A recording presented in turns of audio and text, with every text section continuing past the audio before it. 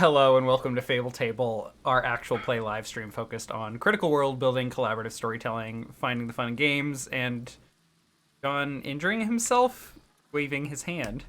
Keep going. Keep going. Okay. Today we're continuing our game of Dungeon World. We are wrapping up our murder mystery investigation over in Gallerhall, home of the Orc people. So last week we excuse me. We concluded the Sherlock Holmes Consulting Detective game, and we answered a lot of questions about what has been going on in Gallerhall.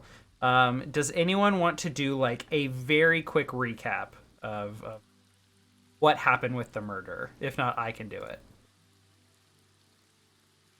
Goldilocks killed the orcs, so now we're going to jail. I don't know. Okay.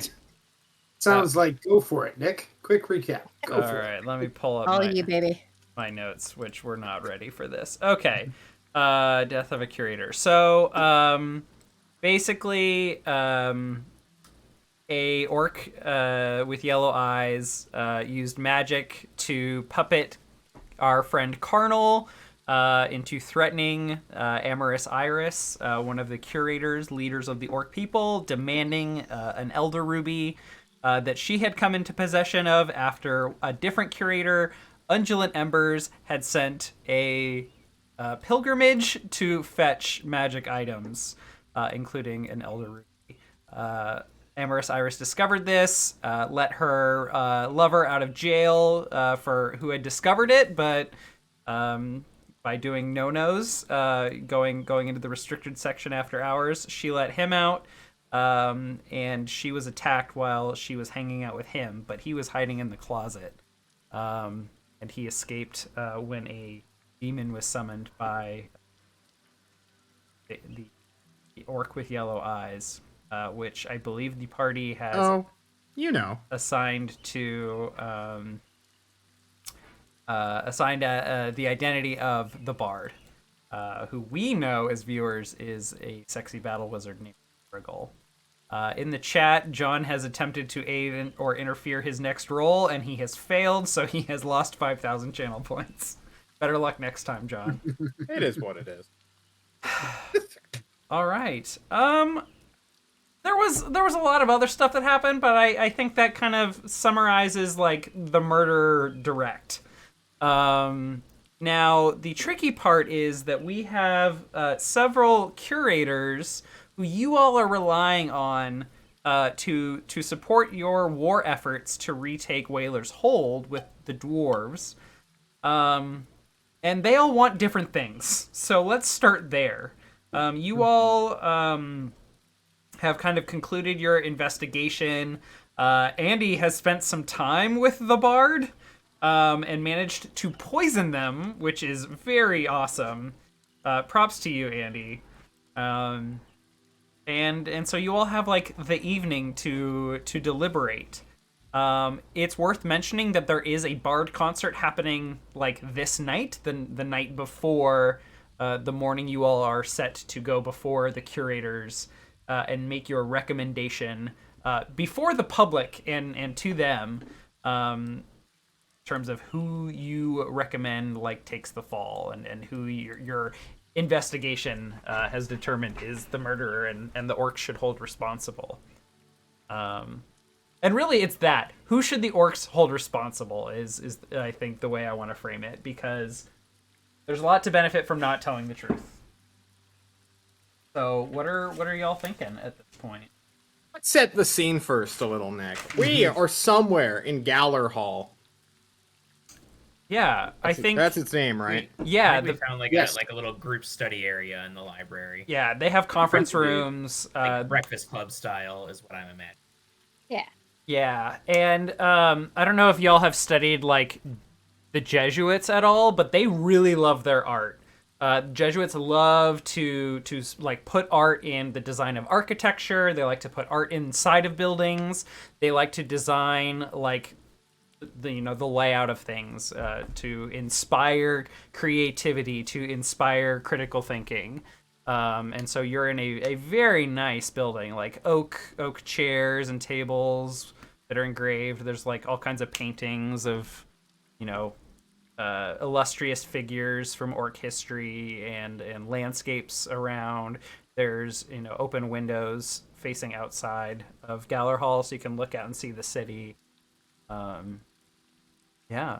Um, and there's some sort of like pleasant incense lit, filling the air with a fancy aroma.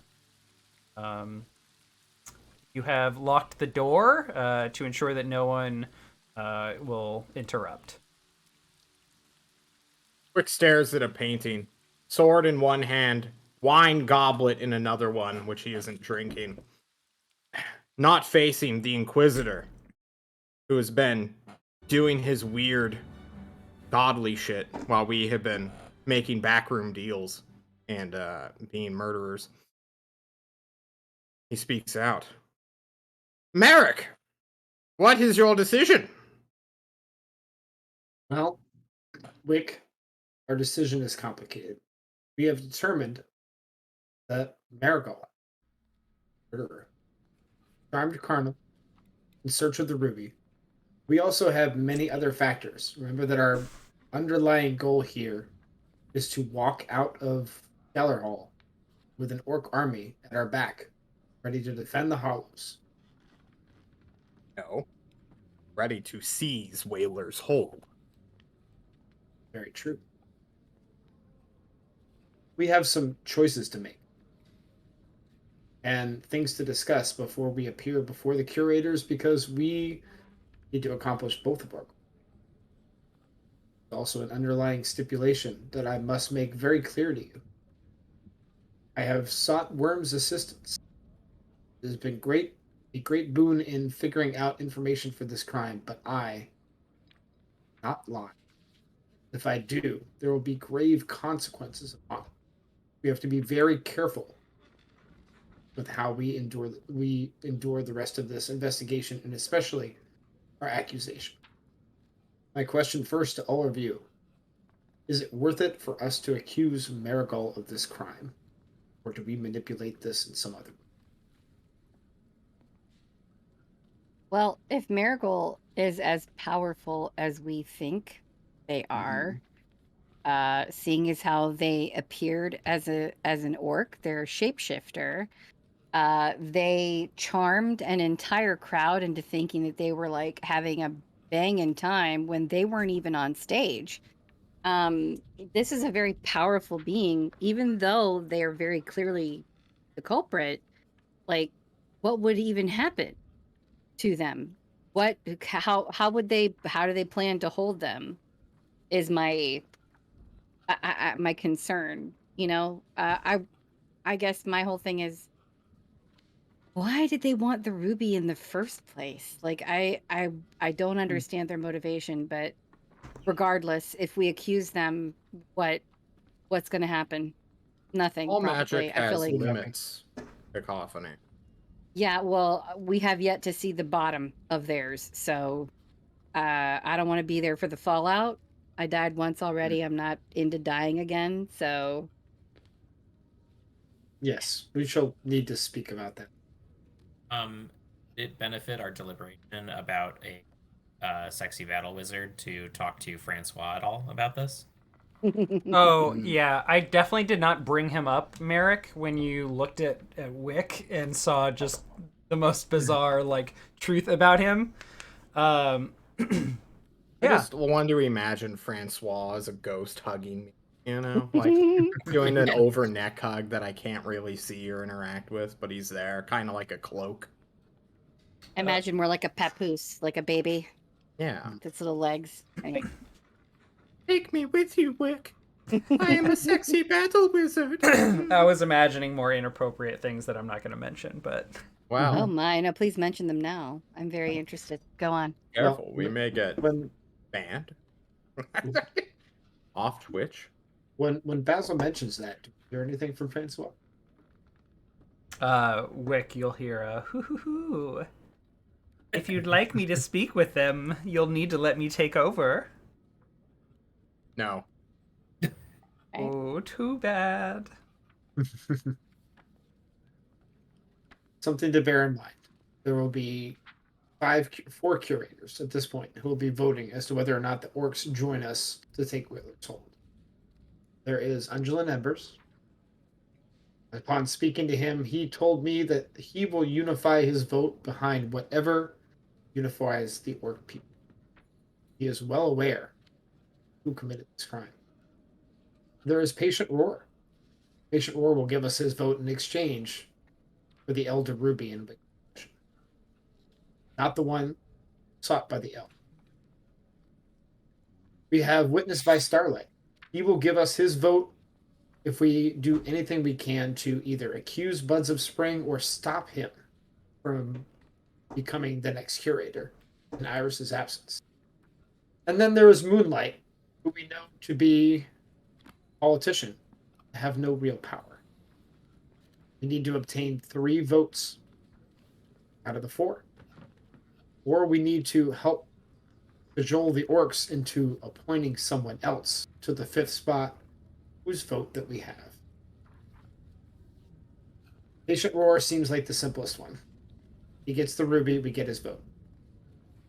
Witness by Starlight, I propose that we find a way to work into our accusation a recommendation for either Barksbane or Plum and Palm be the next curator of your people.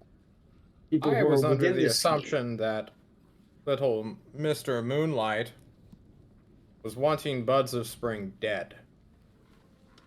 No. I do not remember us speaking to Moon. Nick, did we speak No, to not Moon? Moonlight. Witness old by- man. Witness by Starlight? Witness Yeah, by no, Starlight Starlight. wants you to specifically blame it on Barksbane. There And we then- go. Well, No, what Barksbane. actually what Buds of he Spring. Buds of Yes, Spring. let us all yell. sorry. Buds of Spring. Witness by Starlight wants us Oh, to yeah, accuse yes. Buds of Spring because he's a fascist and Buds of Spring is a free Yeah. thinker. Okay, so He's a Essentially. murderer yeah, sorry, I got now. the names mixed up. He wants you to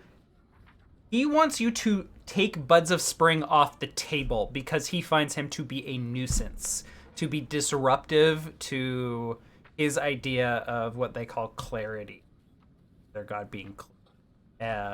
And he sees Buds of Spring as a threat. So you don't have to like his subtext was like, you don't have to suggest him if you find another way to take him off the table for me. What better way to take him off the table than to entice the orcs to appoint somebody else with a direct connection to this crime? We either laud Barksbane's investigative skills in finding information, or we laud Plum and Palm, who I recommend as the defender of the orc people, the one who slayed the demon and preserved lives and knowledge in their glorious tower. I mean, they're still going to want to know who did it, right? They're still going to want us to finger an enemy. Honestly, can I say that, like, I want it to be Witnessed by Starlight? Mhm. I would love it if we could somehow say that he was behind it, get him off the council, and put Buds of Spring in his place. He's an old patsy that are serving us being alive, being executed by a mob. That's Russ Brothers. I'd rather have a vague enemy fingered than a. Why old can't we man. say? Why can't we say that Witnessed by Starlight was, working at the behest of the Russ Brothers? Kill 2 birds, 1 stone. Ugh, God, I can't believe I just said that. If think we you have the right blame idea. the bard, who nobody really knows, who is an outsider to this community, it will Can be sway easier public for opinion. the populace to attack them. As a person who's been attacked by his own populace, everyone attacks the outsider first. Attacking a government official who's in clear public eye constantly and is just an old man with weird ambitions, Mm. no one would take as a consideration. I don't know. I would disagree with that entirely. I think Is he a threat? Old Should men's- we What kill proof- him? What old proof do men's you have? ambitions are always a threat. Then I will kill him later. All right, fair enough. I don't think we would be able to provide enough proof to convince other people of what he did. I But don't think I they like what Wick want. was saying about the vague enemy, though. I We like what have- you were saying about the Russ Brothers cacophony. What if we put the onus on the Brothers of Rust? This is an enchanter. Someone who has pale yellow eyes. No orc has pale yellow eyes. No one knows who they are, except for us. Maybe Undulate Embers. What if we put the onus on the Brothers of Rust behind this entire situation? Unify the orc people behind an invasion of the Rust Brothers. Laud a new curator. Satisfy witness by starlight by not putting Buds of Spring up on the council. Pass on the ruby. And then use that in our endeavors to push the orcs against our common enemy. Ah, God, that's a really good strategy. Okay, fine. Hazel? I take issue in any sense of using this for political gain when justice could be served appropriately, but not going to blow up your spot. So Nothing says that we nothing says we can't serve our own justice when this is over. Hey, it's true. What's our hard evidence that we're going to present? What do we actually have? They ask for any. no, not as they didn't. They This just is want literally, us this to is figure out. literally Pull the a trigger. public speaking, just like bait. Make Ask a for good a scapegoat. argument. Someone to Hmm. put the blame on. Yeah, We could also wrangle up some witnesses, I'm sure. I glance to Cacophony, implying her yes, I know. jealousy. Okay, cool. They might not even be in town anymore. We did tell them to skedaddle, but if they're still around, then yeah. For the right price, they'll say pretty much anything we ask them to, I would imagine. If I were to recommend someone for the new curator position, Plum Palm or Barksbane?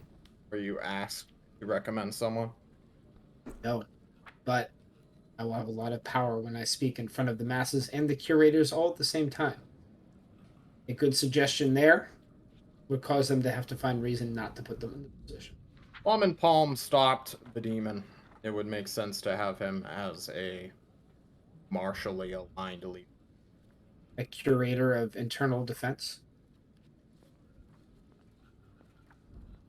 Each of the curators is asked to be a curator for their strength. His knowledge of demons would prove useful, but will soon be a war.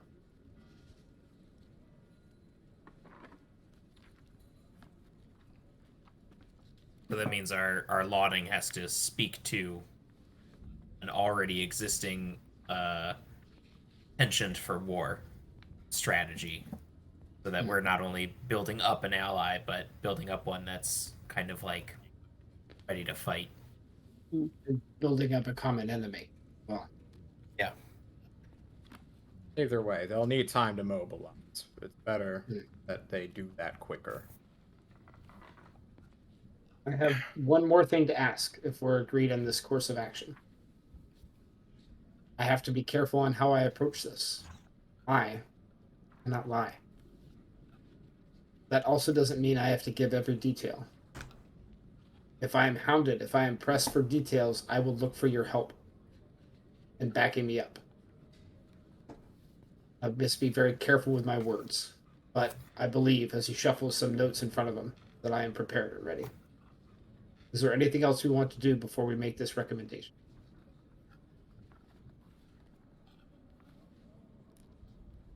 Does your requirement to tell the truth, like, is it along semantic lines? Can you drop in some passive, uncertain language and that protects you, and you can just, sort of veil it as all speculation? Or you have to speak authoritatively, active, hard facts? I think we're going to find out. All because right. I am not sure. All right. I just want witnessed by starlight gone. He rubbed me the wrong way in a big way.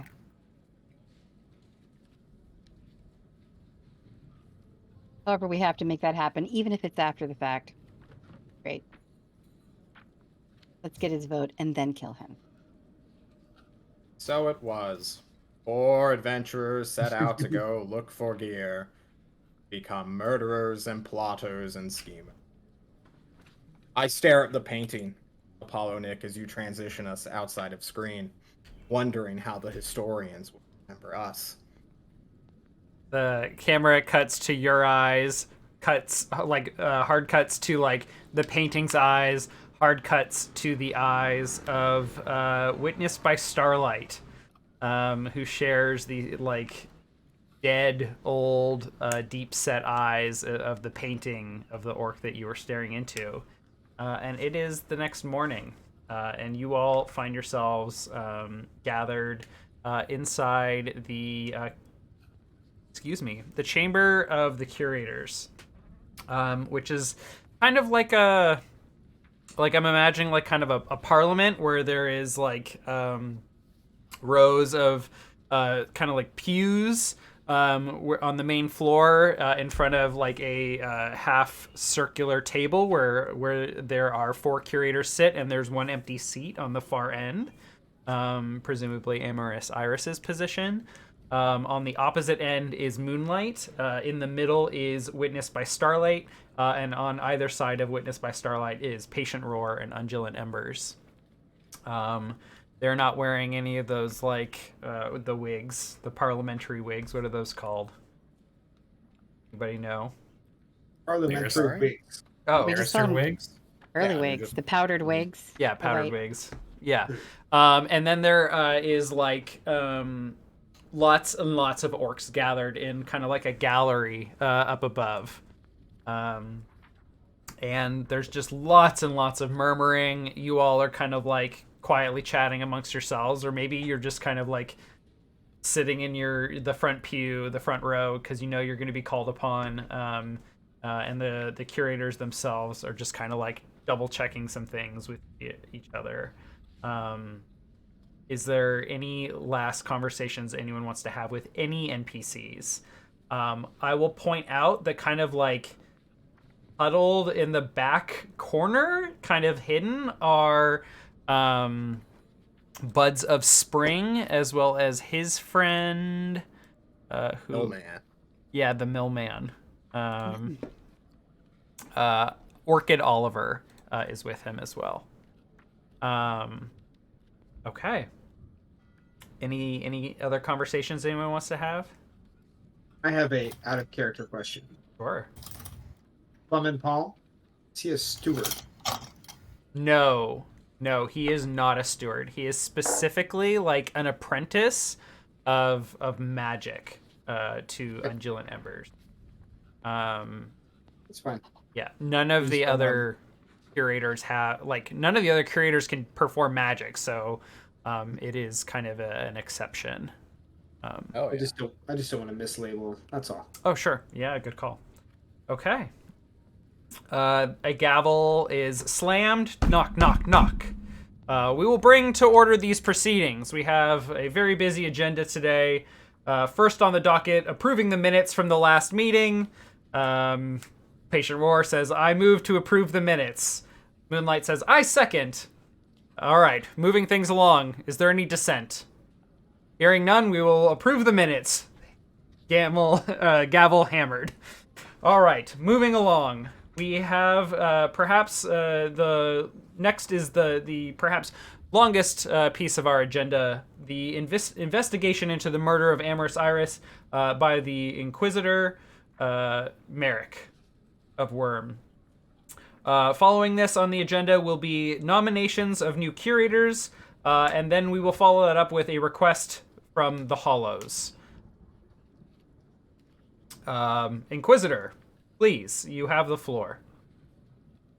At this point, I will stand and I will motion my deputies to come with me.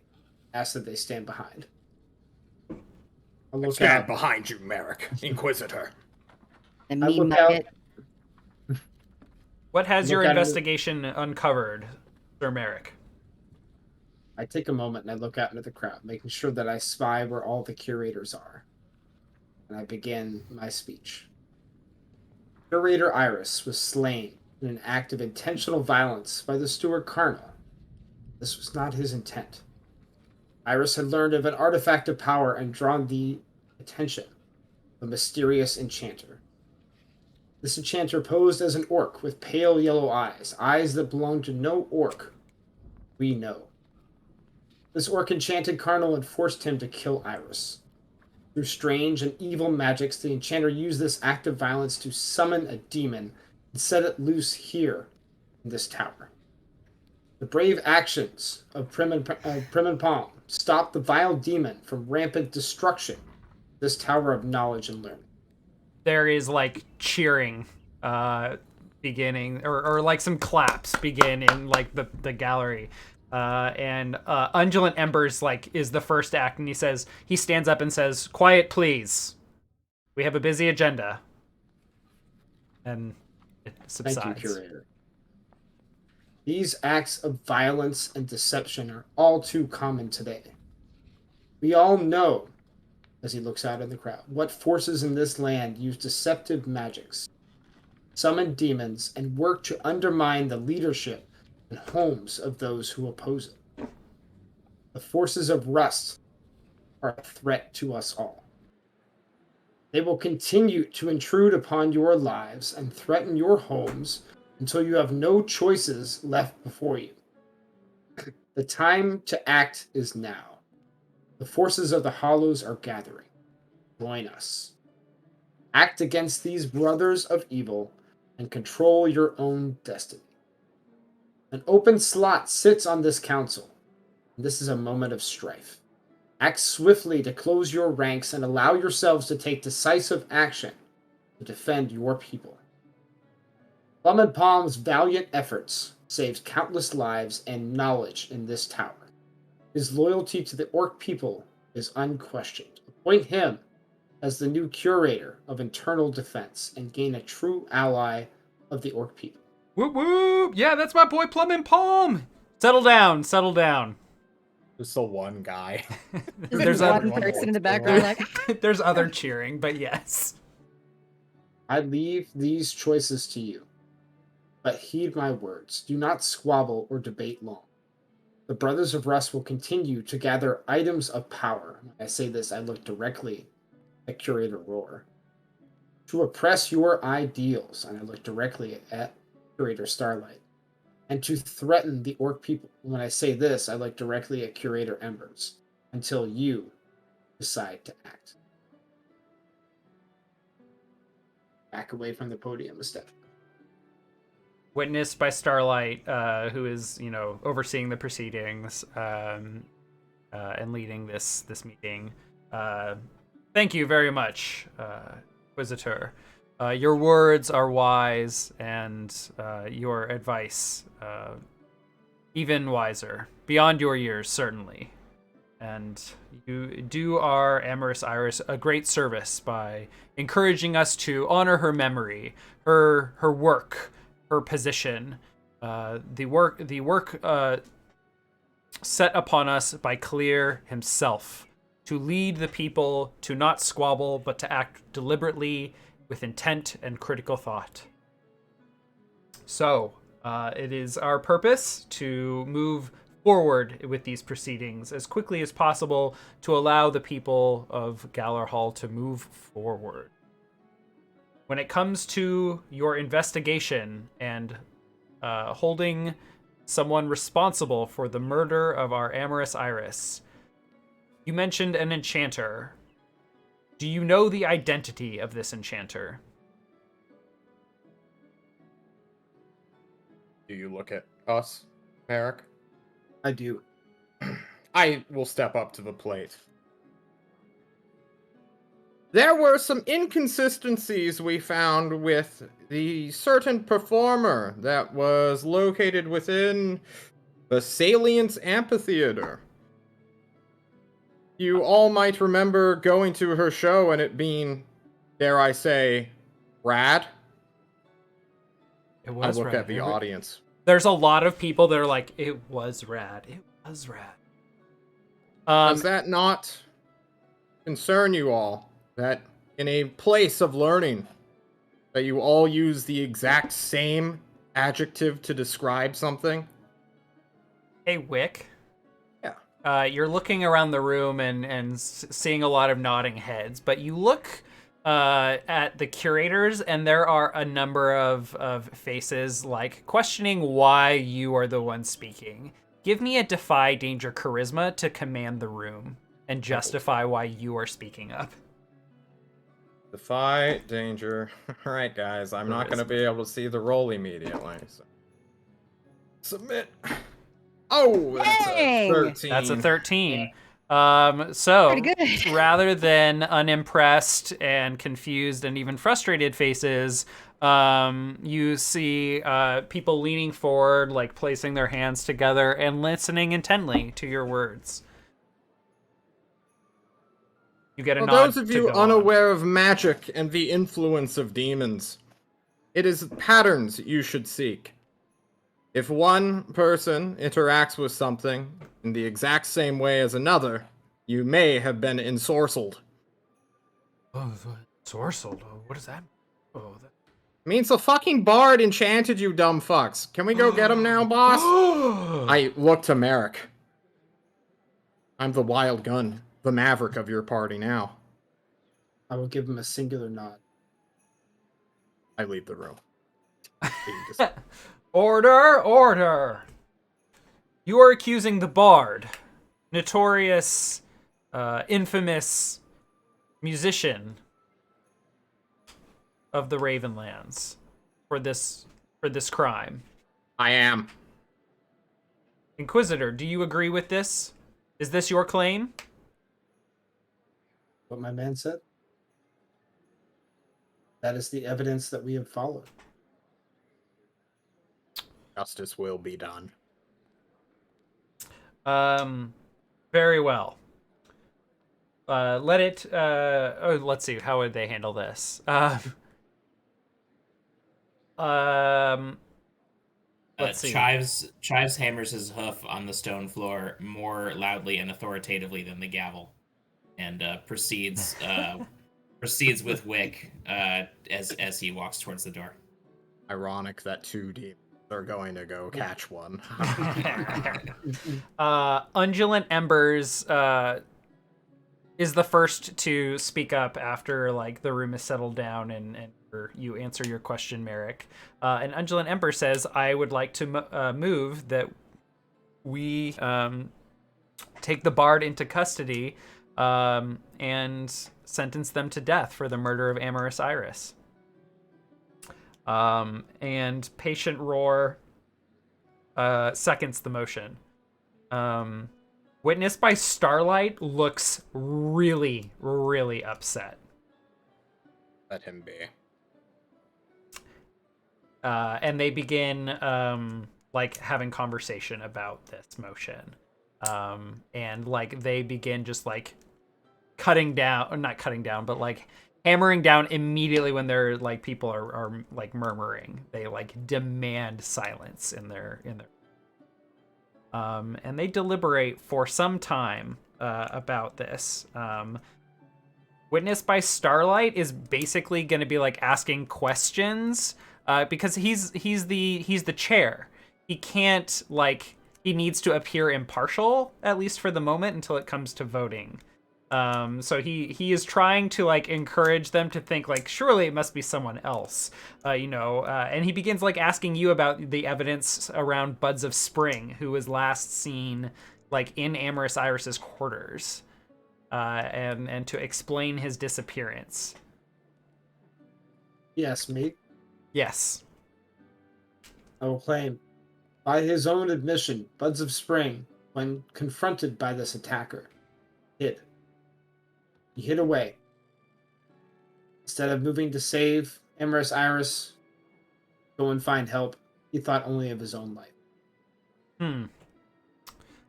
He is not to be accused of this crime. He is not worthy of being a curator. That is why you should nominate Plum and Pong. You will defend your people. Moonlight, who has largely not spoken, says, "We are on the matter of the investigation, not the matter of nominations quite yet, Inquisitor, but thank you." I will stare directly at Witness by Starlight and say, "Of course, curator." Witness by Starlight looks a little bit more pleased at this point. And they will then eventually move on to a vote to hold the bard accountable for the murder of Amorous Iris, and the motion passes with a vote of 4-0 to 0. And they turn to the captain of the guard, who you all met the other day at the Western Gate, and they order them to go seek out the bard, whether they are at the amphitheater or elsewhere in the city, but not to allow them to leave. And they immediately head out the back door. Very good. All right, I believe that settles the matter. And they're as soon as they hammer the gavel to settle that matter, the courtroom just erupts in roarous conversation and shouting and just all kinds of noise. And they do not. They allow this to happen for a few minutes. So at this point, who is still in the courtroom and who has left? I look to Basil if he wants to come see through the apprehension of the bard with. Absolutely. Ready to go. I feel like I have to stay in the courtroom as the Inquisitor. It would not be right for me to leave unless I am dismissed. Ask if you can go. This matter of yours is settled. We have things to do. Did ask if we would find who did the murder. We found who did the murder. The last thing that we have to do is make a plea on behalf of the Hollows. No, we can do that and then run. Don't you want somebody to be here Ah! when that happens? I want to be, of course. But It is last on the agenda. last on the agenda? Yes. Or is it next on the agenda? Next is nominations for the new curator. Did you say that the captain of the guard was going to apprehend the bard as well? Yeah. Yeah, they left, so- assumedly, to go mobilize a resting force. So I maybe look at Basil and Basil and Chives will go join, go catch up with them. Quick. Yeah. You have the ability to speak into my mind. Yeah, but I'm you not do gonna that- lie, Merrick. Your performing skills, it could be better. I think he wants a Moss presence in the court. I think Yeah. I want a presence with the Hollows in the courtroom, and if there's a situation where you need my help, you need help me. You can tell me telepathically, then I can leave at once. I mean, I could entrust Cacophony with bard murder. You want to go murder a bard, Cacophony? Animal Bros? I know I'm not invited to that. Do I want to kill the bard or do I want to get to know them? I don't know. It's very difficult for me to say, but I think, okay. Let's go kill a wizard. All right, have fun, you two. Yeah, someone who us three, Chives coming with you. Someone who enslaves the minds of people is pretty dangerous to Basil's point of view. So I wish to cast telepathy on Basil. Wait, who would I get a better understanding? If something were to happen, Chives would never be ensorcelled, right? So if I telepathy Chives, could he signal me to get help? Or would it just purely be Basil? I think if you telepathy with Chives, what you would hear would just be demon white noise and static and Wick, you I'm would sitting suffer in all front of- debilities as Chives' Zalgo would wreck your mind. My soul is just asundered. All right. I guess I'll slap telepathy on, bam, Basil. Nice. Okay. All right, go get him, Tiger. Tell me if you need help. I'll fly over. Oh God, I forgot. Every time. Okay. All right. So Basil window. and Chives and Cacophony are going after the bard. Yep. Okay. Sounds like it. All right. So let's see here.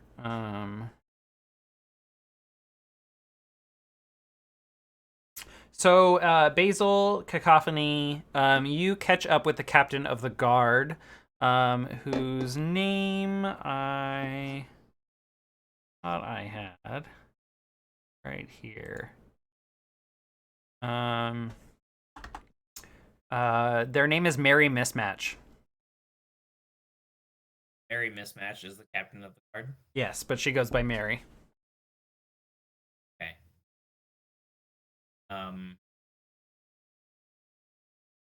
I guess Basil catches up to her and says, Mary, what is your plan? May we be of service?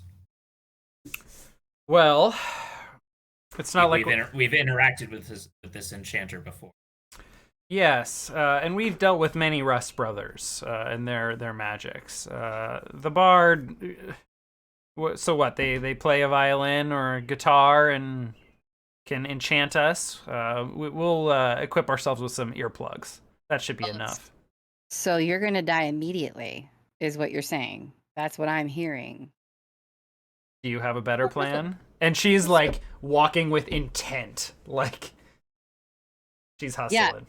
Take it seriously. This is a shape-shifting wizard who called a demon into your place of worship and learning. Take it seriously. That's what I'm saying. I don't have a better plan, but I don't think that you should treat it as a joke. This person isn't going to attack you with the fiddle. They're going to rip your mind asunder. How many are you mustering at this moment?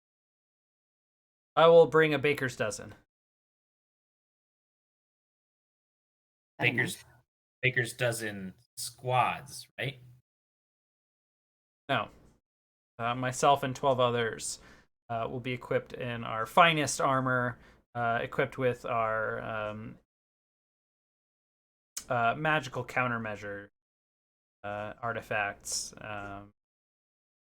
We will be prepared to bring Bard down. Oh, what weapons are you excited about using? I'm particular. What's your powerful weapon of choice here? I simply like my sword.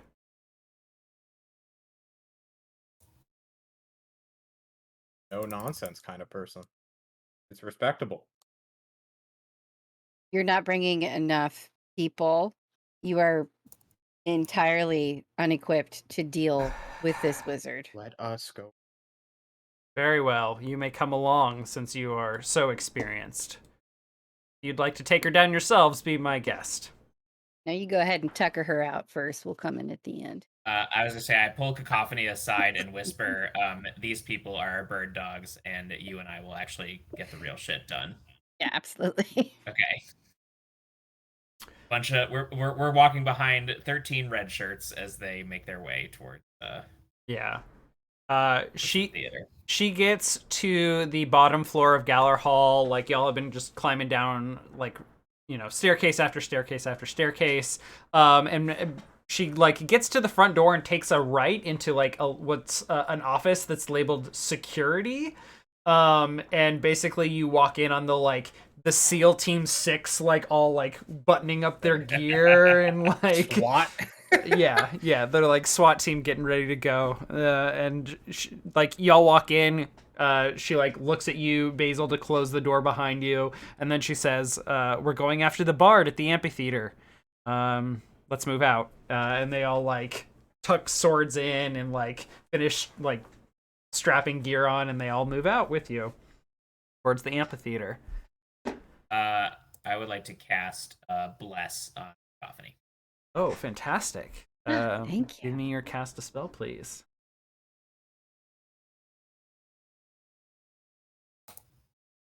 Oh, Okay.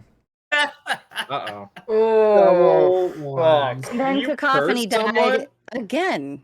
You know, it makes sense. That one lady doesn't really like the bird person. They kind of set her up to fail. Can you link me bless and tell me what that is supposed to look like? Like, what is the magic? What is the visual of how that normally works? That's when cast correctly by Basil, which he of course has tons of experience doing. This first attempt ever. Was to breathe the light, this kind of like the breath of flow onto a flower and tuck it behind Cacophony's feathers. Being the +1 and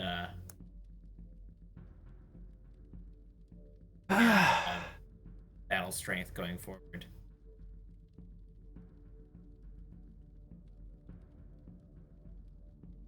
Okay, I'm gonna have to think about this. List of moves. Look, guys. Starting out strong. This is going to be great. I'm I think really we did. excited. Have fun storming the castle. It'll take a Yeah, miracle. for All right. Okay. So you just tuck a flower behind Cacophony's ear or something? Or Yeah, any of those? and I guess much like a previous cast invisibilities, I think I did it right because I don't have enough experience to know if it's working or not. So I just like Yeah. they flow protect you, and I just place a fucking flower. Yeah. It's my favorite thing. Thank you. I love it. Okay. All right. Meanwhile, back at the courtroom, or the we'll just call it a courtroom. They are moving on to accepting nominations for the next curator to fill their fifth seat. And of course, there is like just calls like as soon as they like say like, all right, our next order of business is blah blah blah. People are just shouting like, plum and palm, and then eventually the crowd gets going with plum and palm, plum and palm. Plum and Palm, and Plum and Palm at this point has like stood up and like walked just a few aisles up to sit or stand beside you, Merrick and Wick, and he's like smiling and looking around, waving at folks. And Undulant Embers says like it would be my pride and joy to nominate Plum and Palm for the seat of curator. Of the people of Galar Hall.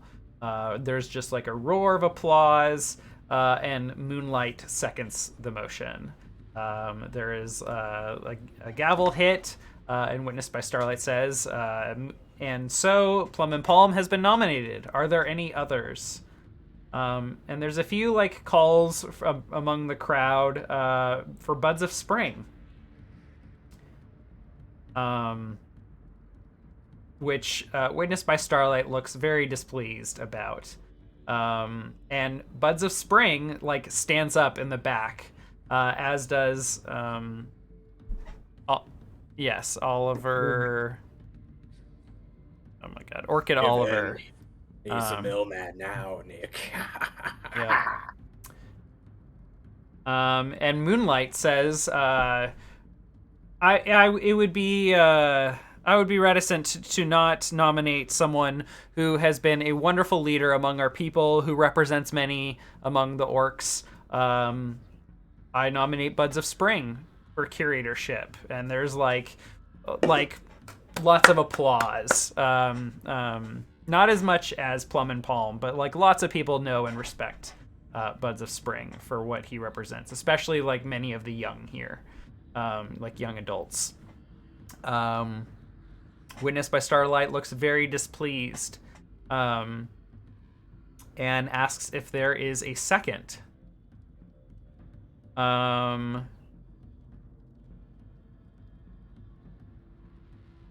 Patient Roar like mutters something to Undulant Embers, which is really hard to make out, unless anyone wants to try and overhear what he says.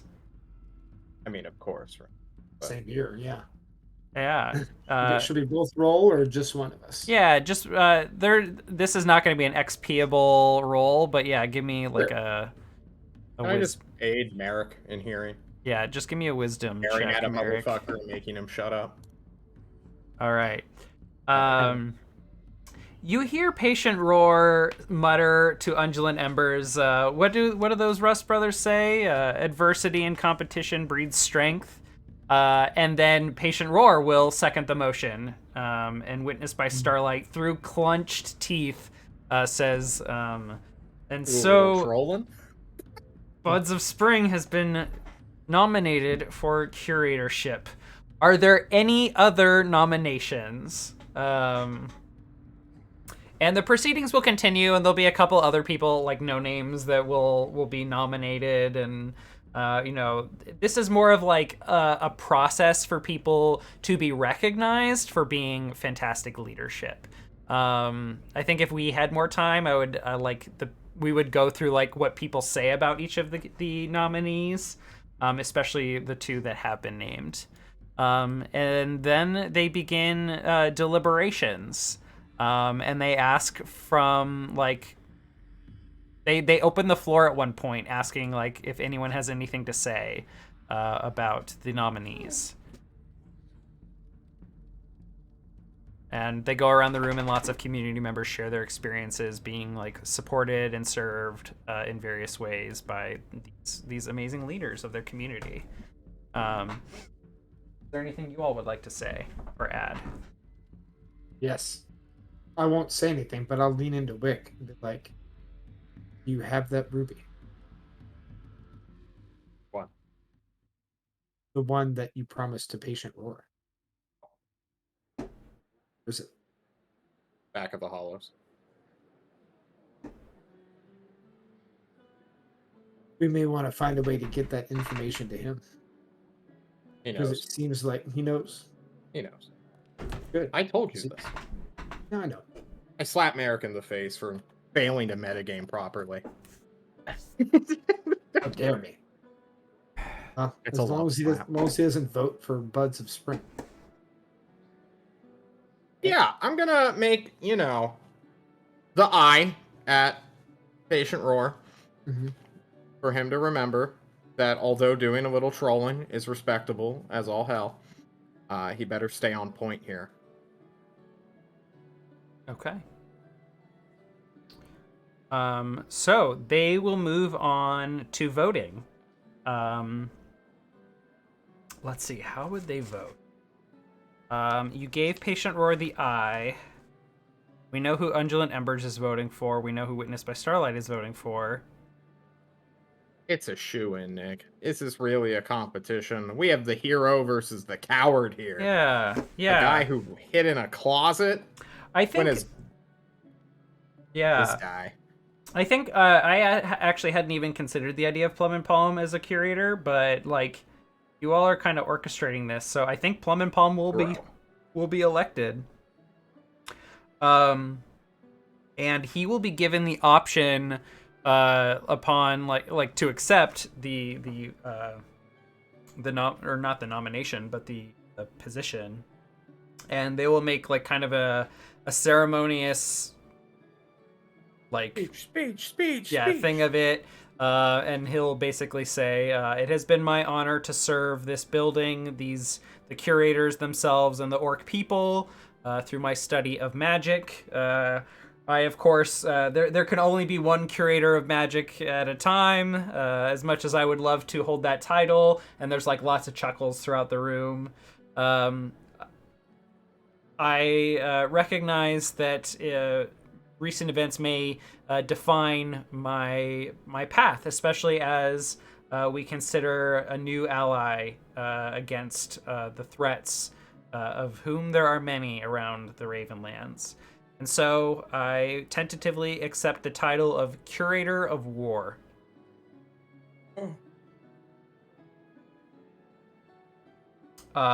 and he he is giving he has walked up to that fifth empty seat on the far end while he gives this speech, standing behind the chair. And then when he finishes and there's roarous applause, he waits a minute until it starts to die down, and then he takes his seat, table of the curators. And he gives you both a nod. All right, let's cut over to the amphitheater. Good luck. Yeah. So, Dark Continent is not the sound I want.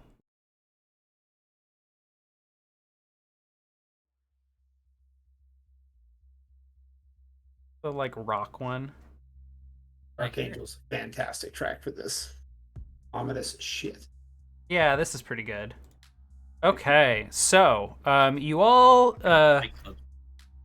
what's that? It's like the Fight Club soundtrack. Yeah. All right, so you all head out and arrive at the amphitheater. It is not far from here. It is in fact right across the major. Wow, I am tongue-tied today. The large open area. What do you call that? The square at the center of the city. So you just begin marching across. Lots of people are Plaza. the plaza. Yes, thank you, Andy. People are staring and shocked that, to see this military force marching with such intent. You all are either trailing a little bit behind or walking with Mary Mishap. And you arrive outside, and she offers you the opportunity, well, are you gonna steal our thunder and glory, or are you gonna watch how the orcs do it? Watch, boys. We tell her we are right behind you. We don't want to bust up your tactical advantage here, so we'll follow your lead, and we'll work with you as you move in. And as she starts to head in, we sneak off. Yeah, we're getting the flag. We're going around. We're flanking up into the rafters of the theater on the upper levels. All right. They can show us that orc know-how. I ask you a question. Yeah. About the mechanics of this game. Yes, absolutely. Can I Turn up your audio really quick. You sound a little quiet. Do I sound better now? Because I also had the music volume super loud for some reason from. No, I turned you down because you were a little loud during the sound check, but I'm turning you back up, so you're good. Do I talk louder? Okay. So, could I use an adventuring gear and the remainder of my bottle of poisoned gin to make a Molotov cocktail? Poison Molly. Yeah, I would Sounds like awesome. this would be plugging up the jar with a rag and tying it with some rope and getting it ready to be lit, and obviously potentially sacrificing the remaining 13 uses that are still in it. Oh my god. Okay, so you're just hoping to have an increased effect of the poison? We are climbing up to the second floor while Mary Mishap is making her way in through the front of the theater. And the intent is to have something stealthy to start our real attack while the soldiers are being stupid down below. Yeah. So my question is, can I use adventuring gear with this bottle of alcohol to create a new weapon? Oh, with the gin. I'm sorry. Yes. I heard you say the poison, and I was confused. It is because the gin. Poison I had to, gin. Okay. Gin is poisoned. I had to poison the entire thing. Oh, the poisoned gin. Yeah. Okay. Yes. remaining Yes. 13 Does that uses increase its potency? Does that make it even more I don't powerful? know. That's another question. It is blood-weeded 13 uses of gin. It makes the Okay. already flammable alcohol even more flammable. Yes. Oh, You yeah, can if they inhale absolutely do TNT. this, Andy. Yeah. Go ahead and Okay. spend an adventuring gear Okay. which is going to kind of simultaneously represent the use of like flint and steel, as well as like a rag or something stuffed inside your bottle, to make it all work. Okay. Okay. So you all are climbing up to the second floor. Yes, all stealthy and silent. Okay.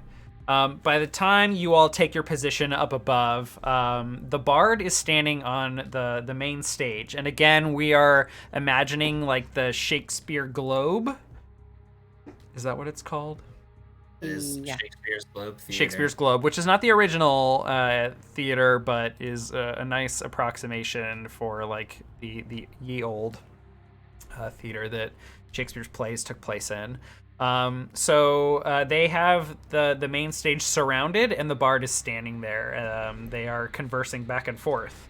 Mary Mishap is like has already like brought the accusation down. You heard it like faintly as you all were climbing up to the second floor. And now Mary is ordering the bard to come with them to be detained and questioned, and ultimately executed. And Marigold is standing. You kind of like peek over the ledge, and see Marigold is just standing there, like hands kind of like like gently held together, and they are just like not grinning, but just kind of like gently smiling, and asks like, well, what if I refuse? And they like all point their weapons directly at Marigold, and say, then we will use force, and if necessary, kill you here, should you resist. No, enchanter, though we know about your secrets, your abilities, and we've come prepared. And once again, you notice that like the building is empty, save for the soldiers, and the bard, but the bard still has like lots and lots of posters around the room, along with like there's just a lot of crap left over from last night's performance. The building has not yet been cleaned. And Marigold says, I would highly recommend you all decide to stand down and leave and let me depart from the city, or you shall forfeit your lives. And Mary says, very well, and like gives like a short whistle, and they all begin to attack. But they're at kind of a disadvantage, save for those with like lances or pole arms, because they're down below, and Marigold is on the stage. Marigold is faster than you'd expect, but they are a graceful elf, and they are like dodging attacks, and pull out. It's exactly that, a violin that they had concealed under their cloak, and they just begin playing, like just jamming notes, and you hear like shattering sounds and screams from the soldiers below, as Marigold is dodging attacks and attacking them with magic. The strings, Basil, you can do it. Yeah. Shoot the shot. I'll continue to narrate unless you all want to act. Give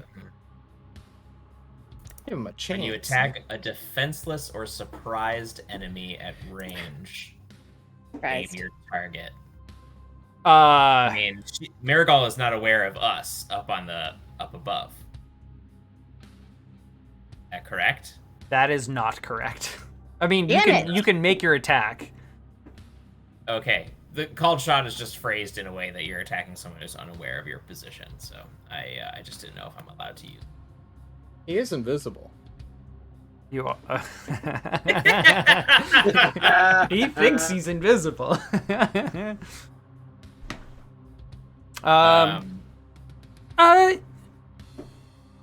You know what? Give me your called shot. All right, I am aiming at Marigold's hands. And this is with the Molotov. No. This is just a regular arrow. The Molotov is not gone yet. Okay. Gonna burn down the entire thing. Right? Hell yeah. This is called shot to knock the violin out of their hands. Ooh. Disarm them. Disarm them. Ready, break. Oh, come on! Ouch. Mark XP, though. Yeah, go ahead and mark XP. I'm gonna Um, duck real quick. Wow, like when she like looks up, I'm gonna duck out of the way. Just so she doesn't I see think me. Cacophony went to the other side of the balcony. We got commanding positions. Okay. Oh, You wow. shoot the arrow, and Marigold just like gracefully twists and like pulls up, like, or just like bends the violin down, and it just very, very narrowly misses the strings. Like it was held here, like arrows coming in, and they just tuck it down, and then immediately pull it like a rip of the violin, shoot a note at you, and your bow shatters in half. That seems rude. Destroy your bow, please. Rip the hunter's bow. And as the bow explodes into shrapnel, take 2 damage that ignores armor. Good luck in melee. Cacophony. Yeah, we got more shit to do. Are you doing anything at this point? Cheap shot. Ooh.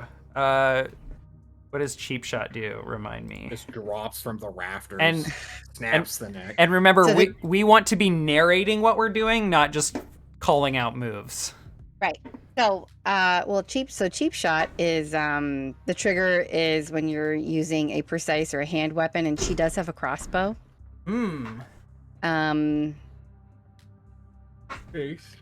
Details, it says it's in addition to my backstab, and it deals an extra 1d6 damage. So Okay. So you're trying to backstab when you attack a surprised or defenseless enemy with a melee weapon.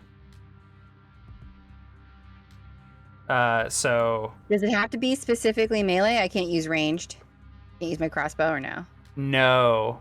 Get in there, girl. Show her who's the real dancer. Yeah, I'm not a wizard. I've survived this long because I'm not stupid. You haven't survived at all. Yeah, I died. Thanks for reminding me of that, Wick. You're super great. Thanks.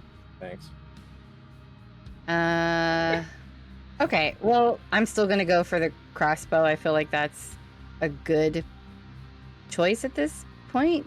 Okay. Give me your volley, please. Better. Take aim and shoot an enemy at ranged. That's an Oh! 11. Okay, so here is where we so your arrow flies true, and Marigold. I'm aiming for the violin. I wanna. Okay, you're aiming for the violin. So Yeah. Marigold is aware now that there are people up in the rafters, and sees you out of the corner of their eye, and they pull a note and catch the arrow right before it's about to hit them, and they look very surprised. And this gives one of the soldiers down below an opportunity. They block your attack, but the soldier manages to hit their back. Can you roll me your damage, please, on behalf of the soldier? All right. Not great. The sword or the spear goes into Marigold's back, and they let out a cry, and they stamp their foot down. A bunch of the posters around the amphitheater go flying off of the pillars and posts, revealing a large number of runes that have been drawn underneath them all. And suddenly, everyone in the amphitheater is exposed to magic that is going to attempt to paralyze everyone. Can you all give me a defy danger? Before, I'm so sorry. I wanted to point out that Marigold is still under the effects of the bloodweed, right? That's correct. They deal 1d4 less damage, so I should roll that versus the damage I did to earlier. How much damage did I do? 3? Give me 2. 2 that ignored hammer. Okay. Sorry, didn't mean to interrupt. I just wanted to like. No, good call. Basil, subtract all the damage. You've taken no damage. Oop. And then you wanted to defy danger, what? Let me look here. Against magic would probably... This magic would probably be defy danger... Charisma? Yeah, charisma, please. No, fuck. Is it Good an one, actual Shadow. bard damage or is it a wizard damage? Is it a bard Is damage? she a bard? If she's a bard, then she's casted with charisma. Is that right? Or is that not how Dungeon World works? Bards don't get magic. Not typically. This is a custom creature. This is So dungeon straight world up bullshit, wizard. Shadow. Nothing makes sense. Literally any other stat I would have a better chance with. They are the bard, but they are a sexy battle wizard, so. Yeah. Alright. So what am I doing? Defy danger charisma, please. Or just roll charisma. Sorry, buddy. Oh, You're Andy. leveling up tonight. Yeah! Join me, brother! I fucking survive. The struggle, feel mine. Hey, Andy, what would you have done next? I would have gone to cast a spell, and successful cast magic weapon on my Molotov cocktail, and fucking hurled it down. That's the most badass bull. So you're holding the Molotov and you're like trying to enchant it? Yeah, here, I'll put magic weapon in the thing. The weapon you hold while casting does plus 1d4 damage. Nice. Shannon, can I get your Defy Danger charisma, please? I think we all know how this is gonna go. It's nice knowing everyone. Goodbye Luck. forever. Hey! That's a 12. That's ridiculous. So, Basil, you're standing there enchanting your cocktail, and you just immediately freeze, along with all of the other soldiers down below. Normally in like sci-fi and fantasy, when someone gets petrified, they can sometimes still move their eyes. Your eyes are darting around. And out of the corner, you see like Cacophony is unaffected somehow. And the bard down below lets out a sigh. That hurt. Well, I told you all you should flee with your lives. And they pull out a dagger from under their robes. And they begin walking up to the soldier who just lanced them in the back. Hops down and is going to strike at them in a gap between their armor. Cacophony. Stop him. I'm gonna go rescue Basil. I'm gonna go around to where Basil is and protect him from the sexy battle wizard. The red shirts know who they are. I'm gonna slowly make my way around to where Basil is. Good call, because Basil can still feel in his hand the Molotov, and it is begun to slip with his perspiration. If you had not acted in this way, that would have dropped and set flame right where Basil is. Yeah, you're going to get there just in time. And as you do and catch the Molotov, Marigold has killed at least 3 of the soldiers at this point. The thing that came with a dozen then, huh? Mm-hmm. Basil, out of curiosity, have at any point you were like tapping that telepathy and being like, "Hey, we may need help." Oh yeah, you definitely can activate that here. I assumed you had just had a live feed. Sorry, let's flashback real quick to the beginning of honestly to the missed shot, and I just tap into to Wick and say, hey, it's already not going great over here. We might need some help. So people are applauding for like Palm and Plum over here. Congratulations, Curator Plum. Welcome to this most Merrick, honored. shit's not going great over there. I think they're dying. unironically dying. I'm right behind you. I'll turn to Curator Embers and be like, there are problems apprehending the bard. We will go take care of it. Continue your counsel. And we'll rush out the door. Well, can I cast a spell first real quick? Yeah. What would you like to do? Because I have a spell that I haven't been able to use. And I think now is a good enough time to use it. Can you It's called Summon Monster. Oh my. Oh boy. I want to summon something with wings so that we can fly over there, Nick. Ooh. I want to do the reverse Shrek. So when the dragon comes up to eat Farquaad, I want to just go, okay? Okay. I've been sitting on this spell for like 14 sessions, man. Oh my He's- god. I remember when he got it. It's been a while. Oh, I haven't had a chance to use it. So I want to ask you about using your magic. Does it require you to like wield your sword? It requires blood. The sword expedites that process. Why does it require blood? That's how we've always depicted it.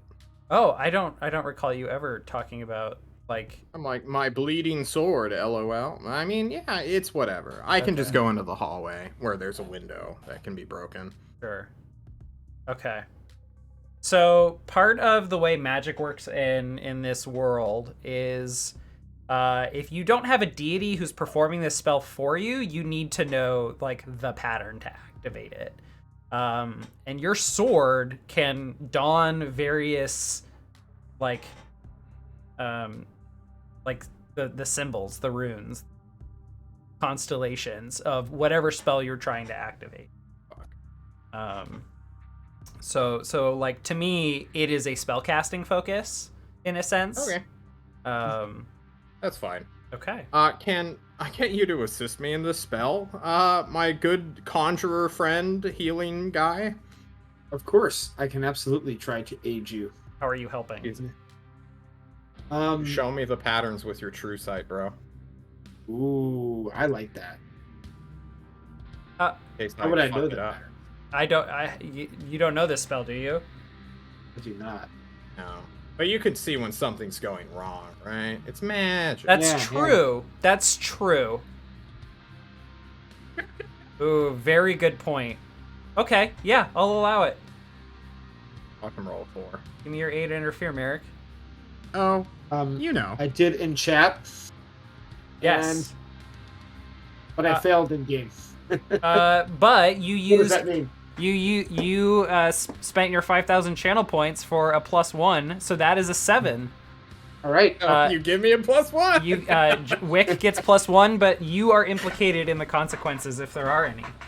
Oh, God. course. All right, we're coming, boys. We're coming to save you. I promise. Here we go. Where is it? I want you Cast to a fail spell. this so bad. Yes! No! Yes! Oh, fuck. Oh my God. Finally, I get to summon it. Fuck. Oh, wait, no, I get to pick 4. Nice. Hold on. You need the spell is cast, but choose one. You draw unwelcome attention or put yourself in a spot. The spell disrupts the fabric of reality. Take -1 ongoing. Or after it's cast, you cannot cast the spell again until you prepare spells. Take a -1 to ongoing. Okay, very good. Mark that off. So, summon monster. Go ahead and read this for us and explain your choices. A monster appears and aids you as best it can. Treat it as your character, but with access to only the basic moves, like hack and slash. Yes. Defy danger, parlay even. It has a +1 modifier to all stats, so no matter what I roll, it's always going to be 2d6 +1 for this monster. Has 1 HP, so not great. And uses your damage dice, which is a d10. The monster also gets your choice of 1d6 of these traits, which I rolled 4 of. Mm-hmm. So I can have it take +2. I could be, it's not reckless. I don't know what that means. It does 1d8 damage. We're never taking that. Its bond to your plane is strong. 2 + 2 HP for each level you have. That's a no-brainer. It has some useful adaptation. So we're going to take everything, but it does 1d8 damage, making it +2 to, I don't know, Strength? Yes, I don't know. So you can take each of these multiple times. So you Wait, could give it what? like +2 dex and strength and con, and that's 3 choices. Oh. Like, Wait, does that mean I can just do its bond to your plane is strong 3 times? I suppose That's- so. That's 28 HP, bro. Are you sure that's how this spell's supposed to work? Well, Because that would make this the strongest spell in this game. I think, no, I think the first one can be taken multiple times, but only once per stat. Okay. Well, And you can take the last one multiple times. that's fine. Does that make sense? Yeah, I'm gonna just do everything, but it does 1d8 damage, Okay. since that I'll never take that. Okay. Um, So +2 strength. yeah, +2 strength. It's not reckless. Its bond is stronger, so it has more HP. I think like 15 now. And it has some useful adaptation. In this case, it's gonna be wings. What is it? Why not a dragon? Just Is like it our good is it old the boy. dragon? No, it's not that dragon. That thing didn't have wings. That guy hates Wick. Yeah, and it has. Yeah, it's like a weird shadow monster that I summon. Oh shit. So I'm gonna get on this bad boy, look at the nearby window, and tell our good friend Merrick to hop on with me so we can go aid them. Hop on. It's a good thing you didn't pick you draw unwelcome attention or put yourself in a spot, because if people were around, they would call this a demon. But thankfully they are not. At least not in this hallway. But yeah, you summon this winged shadow creature that obeys your commands. And Oh man, let's go! and you all are able to Battle. like just it just dives. It just skydives because y'all are up near the top of Galler Hall, which is not very mobile friendly and very tall. And like I said before, the amphitheater is just on the other side of the plaza. Thank you, Andy. Plaza. Okay. Meanwhile, while they're catching up after summoning this creature, All the guards are dead. But yeah, Basil's- the guards are dying below. Cacophony. How many are we up to now? At what point? Even with the diminished attack strength of this wizard. I mean, they have people like literally held still.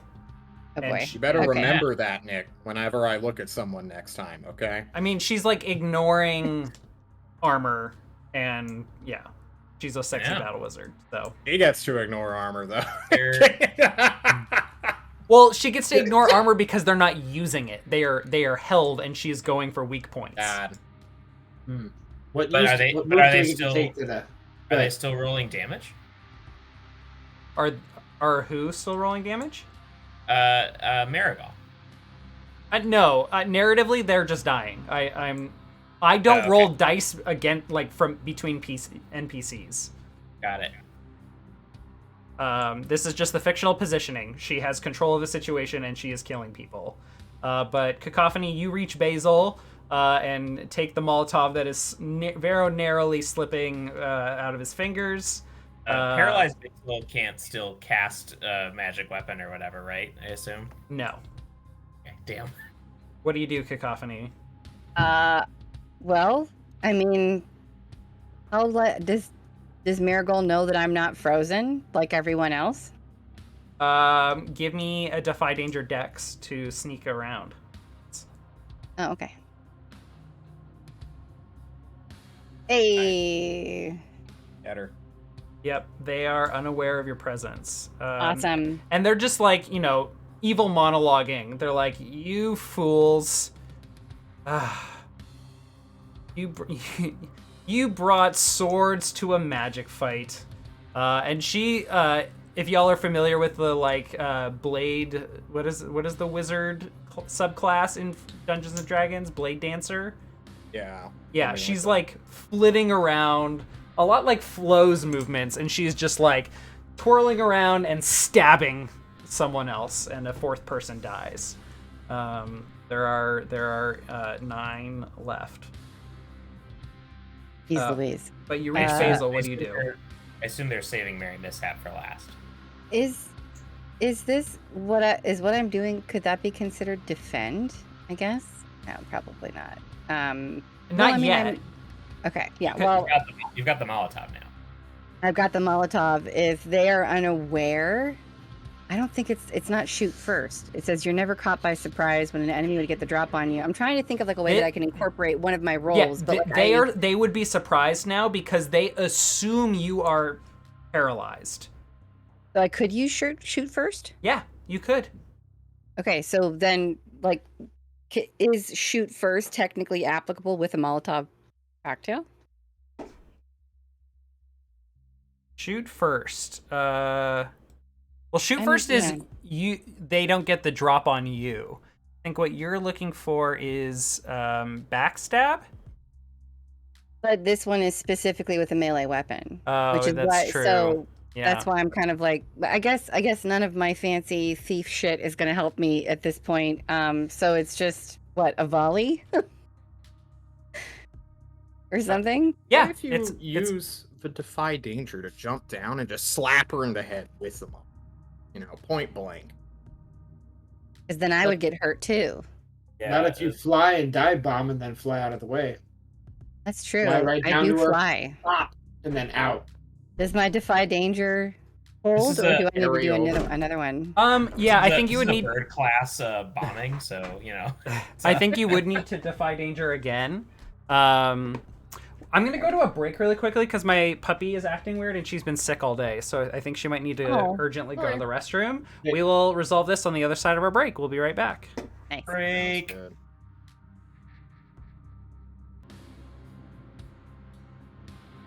All right, we're back. So, what is your plan, Cacophony? Marigold does not know that you are there, or that you are not paralyzed, and you have the Molotov that Basil nearly dropped. I don't know if Marigold has protections around them that would prevent that from happening. So I guess my only recourse at this point, I'm gonna. Is the Molotov cocktail lit? I think isn't so. it? Oh God, I guess I'm gonna take it with me, and I'm gonna fly down and try to keep them distracted until this shadow demon thing and my backup get here. Okay. Drop it and light her up. Wait, hang on. This may actually be Galaxy Brain, Andy.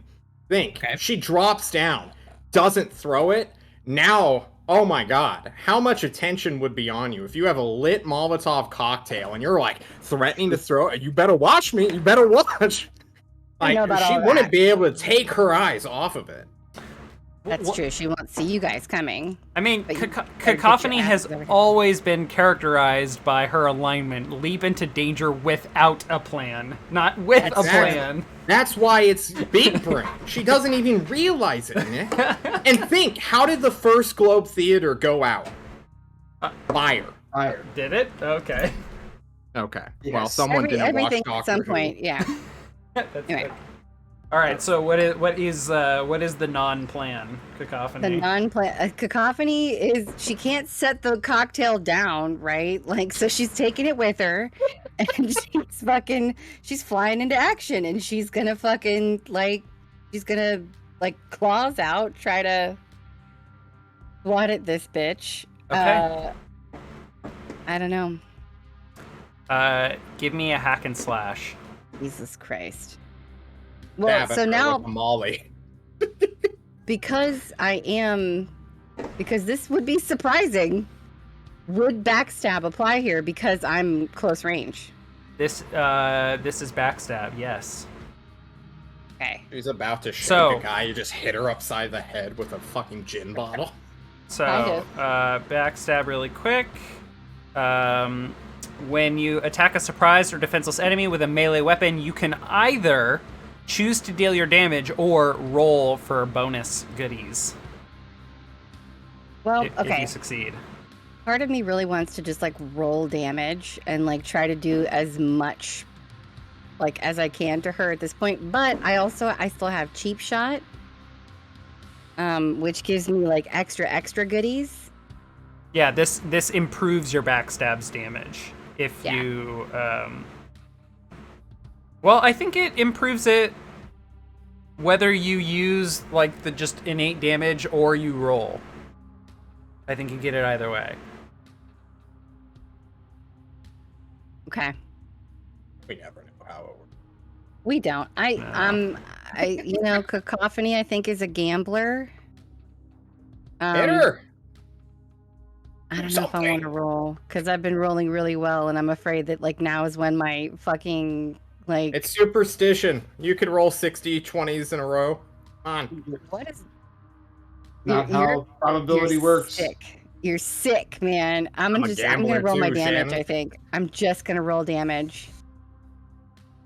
So 2, excellent. I'm really happy I did that. You've felt a little off since you got here. You thought that Basil had buffed you up, but he, in fact, his magic seems to not be working quite how you expect. You feel as it's your claw you're attacking with. Yeah. As it like sinks into Marigold's back, you just feel like your heart's not completely in it, or your muscles aren't all there. So you deal 1 damage minus armor. And it doesn't feel like you really do much of anything. She's wearing armor? But this tells me something else, that I was able to get close enough to stab her with my claw. So I think I could drop the cocktail and fly away.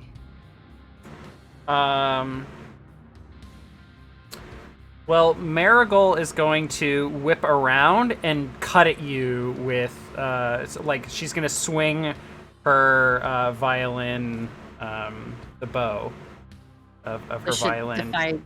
Defy danger then, right? Like I'm trying to... Yeah, that would be appropriate. Or a hack and slash. It depends on what you do, so narrate for me what you're doing. So she's spinning around at me with the friggin' violin or whatever. I'm definitely gonna... I don't want to get in closer. Although, if I'm close, then she doesn't really have, like... If it's a physical attack, it's not a magical attack, right? I thought Marigold had the dagger out because they were assassinating the frozen. They do have a dagger, but they also have... Okay, yeah, she swings at you with the dagger. Okay, I was gonna say, is it a physical attack or like a magic attack? So like, if it's a physical attack, like the closer I am, like the harder it's gonna be for her to like get around me or whatever. Ooh, get inside the swing. Get inside the swing, right? So like, I'll come in extra super close and do like another hack and slash. Okay. Pretty sure daggers are the weapon that has the closest range. So the closer you are, the more deadly it is. Yeah. I'm gonna stab you with this right here. Hell yeah. Go for it, Shannon. Whatever. Hey. Okay. So she gets to attack you back, but her damage is reduced thanks to the poison. Poison. Yeah. So I should describe this knife that she's taken out. It is a very like silvery steel, very, very light and polished, and has like this blue metal riding up the sides in the middle, like these long bars on either side. And it is a long but like narrow blade that has a pretty elegant kind of curve to the tip. And it has sort of a imagery of water on the hilt, and she just starts like swinging at you as you cut at her. So go ahead and deal your damage, and she is also going to do the same. I keep saying she. Marigold's pronouns are they. They. So Pow! They deal no damage to you. That poison is really helping here. When you Okay. drop it in. Basil, thank you for. Did So- Cacophony deal 5 damage, or does she deal reduced damage? Cacophony does reduced damage here, so let me take that into account. Okay.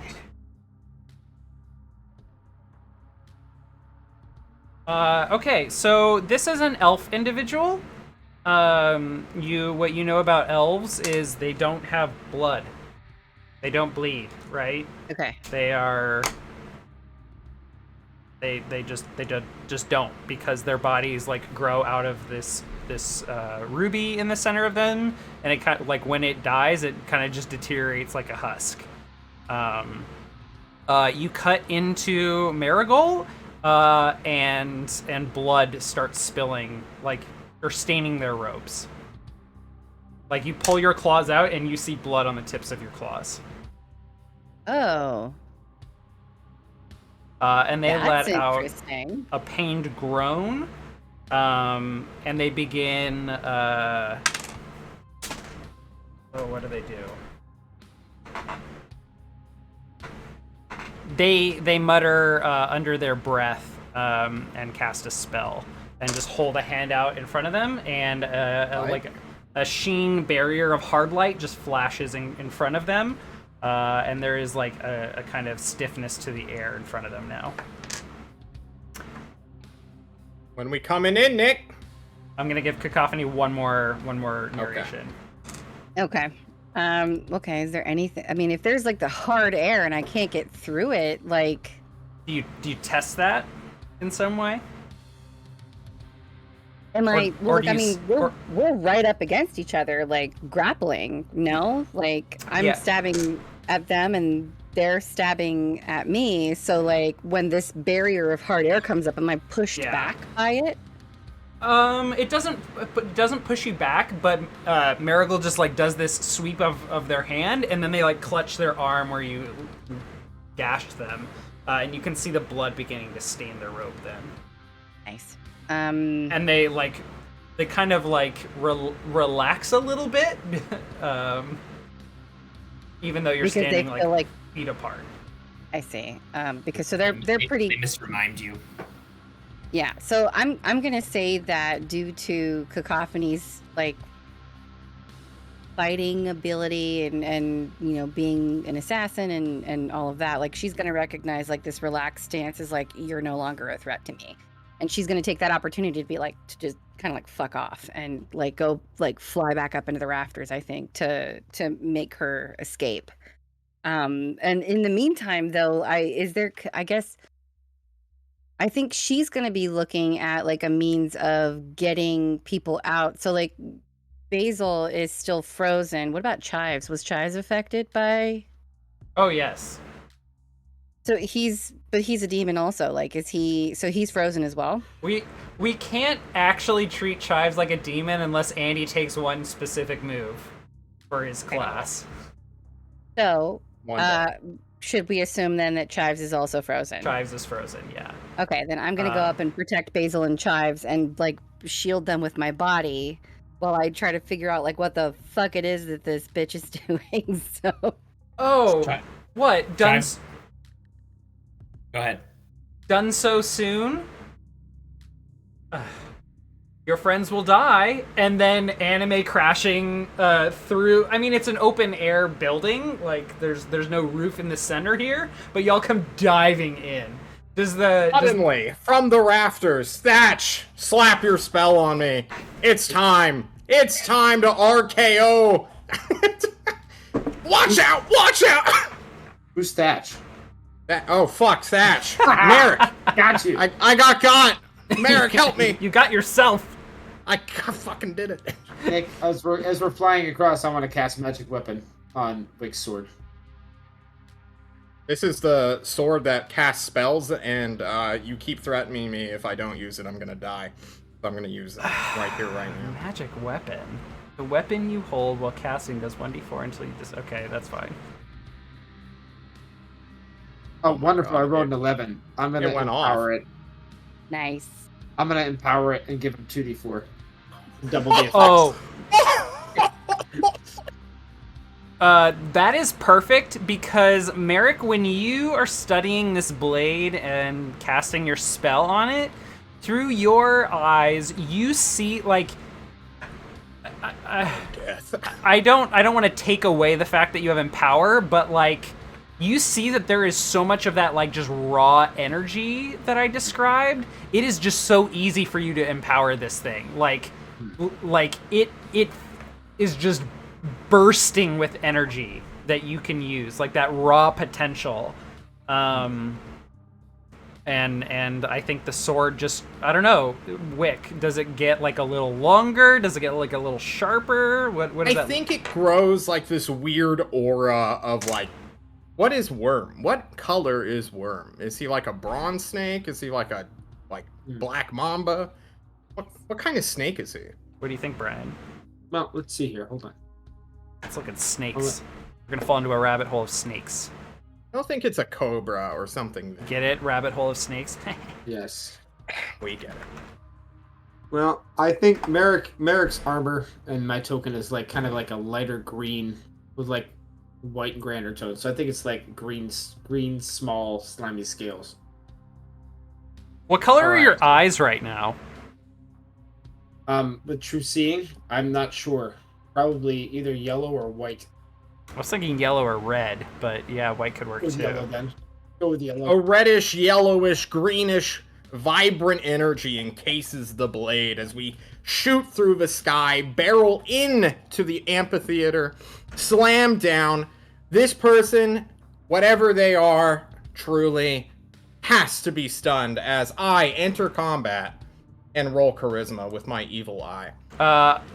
Okay, I need you to both to simultaneously, as well as your monster, roll Defy Danger Charisma, as you've just entered a warded space. I will jump to use my Baylor's staff and steal the spell. Oh, Are you fucking kidding me? I mean, do you know that this... Oh, yeah, you would know this is there. You have your all-seeing That's eyes. seeing. But I Fuck. fail. We Okay. all fail. Okay. All right, let's Unless I get resolve this plus in one. order of the rolls. Okay. Wait. So, Wick, you before you've even like finished landing, you're making eye contact. You roll an 11. When you enter combat, hold 2. Spend your hold to make eye contact with an NPC present who freezes or flinches and can't act until you break it off. Okay, well then I get frozen, so now we're both frozen, like two sphinxes looking at each other. What is your pose as you're petrified and now so is I'm Marigold? looking up and I'm like bringing the blade down. Do you just like leap off and you're like about to make a killing blow and you just get petrified? And your blade you is know, like right at their nose? I was thinking like we're riding the dragon. Why would we get off the dragon? Because the dragon petrifies and crashes into the ground. Do I need a roll for dragon? Yes, you do. Or no? It is the character. All right, so do you want that to be the dragon or do you want that to be me? That was Because I don't care what order we do this in. uh Well, actually, that would have to be me because it has a +3. This thing only has a +1. 2d6 plus 1. It fails too. Okay, We all well. fail. Wait a All minute. I still haven't rolled my charisma yet. We all fail. okay. Do I say, how many XP do we take? Yeah, how much XP do we get? Okay, you each take So much XP. oh my god. I failed with the staff. I failed with the roll. Okay, you each take 1. You do Okay. not get XP for your monster, John. You, Welcome to level 9. you're I'm way too going. far leveled I'm already. shooting up, brothers. What Okay. happens when I fail to steal a This is spell a with the joke. staff? Or is it I fail because I am petrified? Okay, I think we need to resolve some fall damage first, because y'all come in hot and lose control. You each take 5 damage, and armor cannot help you here. Oh Okay. gosh. Does the dragon take it all instead? Since it's the one. No, The dragon only has 1 HP. No, because you It has described 15 like HP, leaping but- off to. I think you power pose land it, like you leap off the dragon to attack before this even happens. The petrification, and you're like going in, and you just like slam into the ground. Your sword extended, almost hitting Marigold, and now you both are stuck. You paralyzed by the spell, and Marigold paralyzed by the fact that they almost got killed. All right, Shannon, it's time to break the spell. 'Cause All they're right. frozen. We're So, frozen. the Archvailer's staff. Oh boy. His entire it's just a shit show now. Oh man. Oh my god, I know exactly what happens. Gosh. Wait, is this a debility by chance? No, this is not a debility. This is an effect of a spell. Browsing. So Merrick, you're riding in, and you similarly are acting like you see this anti movement zone or paralyzation zone, and you attempt like quickly whip out the staff and try and steal it. And there are additional runes that activate. That like there are so many runes in this space, it's hard to like calculate everything that's happening here with the spells, even though you can see it all. And they overload the staff. Like there was redundancies or what is it called? Contingencies. They overload the staff. And the staff is going to what is the staff going to do? I think it's going You to consume all magic in the area, right? I think the staff is going to go inert. Just killing all of our items today. Yeah, I man. gotta level the playing field somehow. I've given you too much cool stuff. We use something and it doesn't work and it dies. Oh my gosh. Yeah, So weird. We don't deserve it. I think the staff, which has this like large black, the black obsidian, it's like an orb at the top.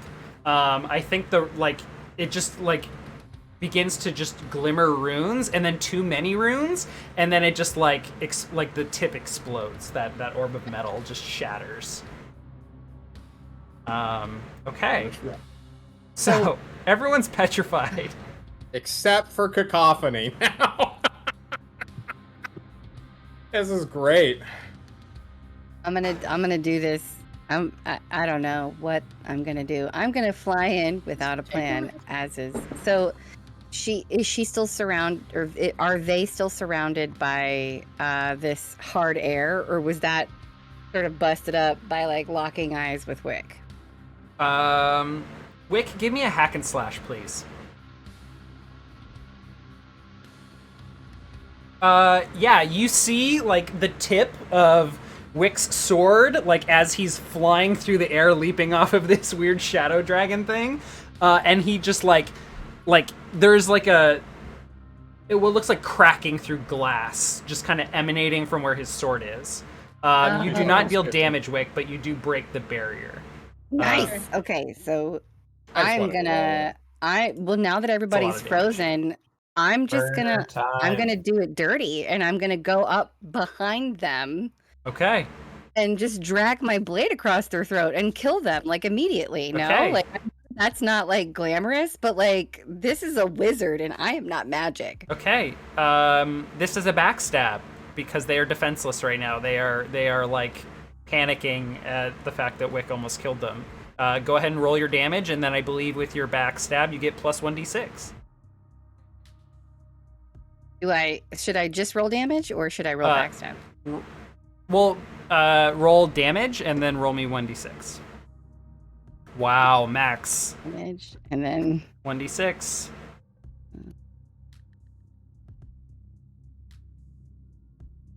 Big. Wow. Nice. That after the modification, that is 13 damage. What does it I look know. like? So I'm imagining that because this creature is a wizard, but also part elf, but like has a lot of stuff going on. Like when I drag, like you said, they don't bleed, but like this creature is bleeding. So like I'm imagining, I'm so sorry, Wick. This is about to happen to you because you guys are like real close. I imagine that when I drag the blade across their throat, like they just gush blood all over Wick. Is this a dagger or your talons? Oh. It'd probably I be think your talons. It You've has been to be my spread. talons, right? Yeah.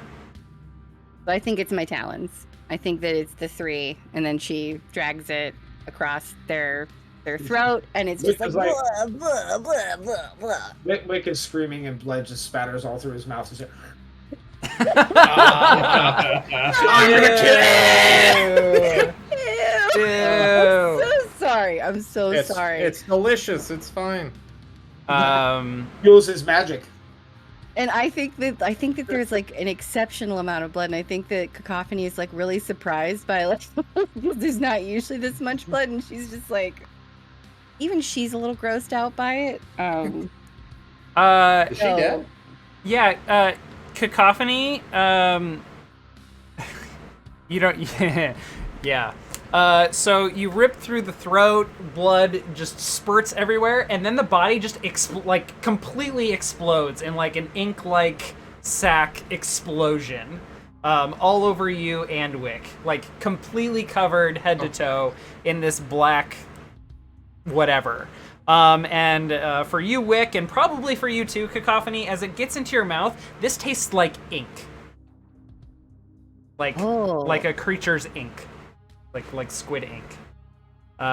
So that is some consolation. I hope. Does the enchantment fail? No. Because it's the runes, not the person. So Cacophony's got to like scratch up all the runes on the wall or cover them. Okay, so then she's like looking around, realizing that everybody's still frozen in place, and she's like, God damn it. So she goes up and she starts like making little scratches up against all the fucking rooms that she can see. And everyone is freed. I'll kill you! Chives jumps down and snuffs out the Cedric's surprise so that it does not explode.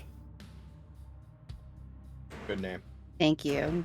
Go ahead and subtract 3 uses. From Cedric's surprise? Okay. Yes. Can I was gonna say I can't just leave it as a weapon now, no longer a usable djinn, or you just take out 3 uses. I mean, it is mixed with toxins, so it is kind of useless as a, it's maybe more poison effective as a djinn. I was gonna say, Now isn't it's a all alcohol cocktail. technically a poison? It's a cocktail. So, All right, so subtract 3 uses. yes, please. Of cocktail I will- surprise or Cedric's Guaranteed to surprise. fuck you up. Cedric's surprise. The surprise is that it's poison. So I would like to go around and see if any of the orcs are safe. Yeah, they're all freed too. A couple of the Yep, nearby, the orcs nearby, the explosion of ink begin retching and trying to clean themselves up.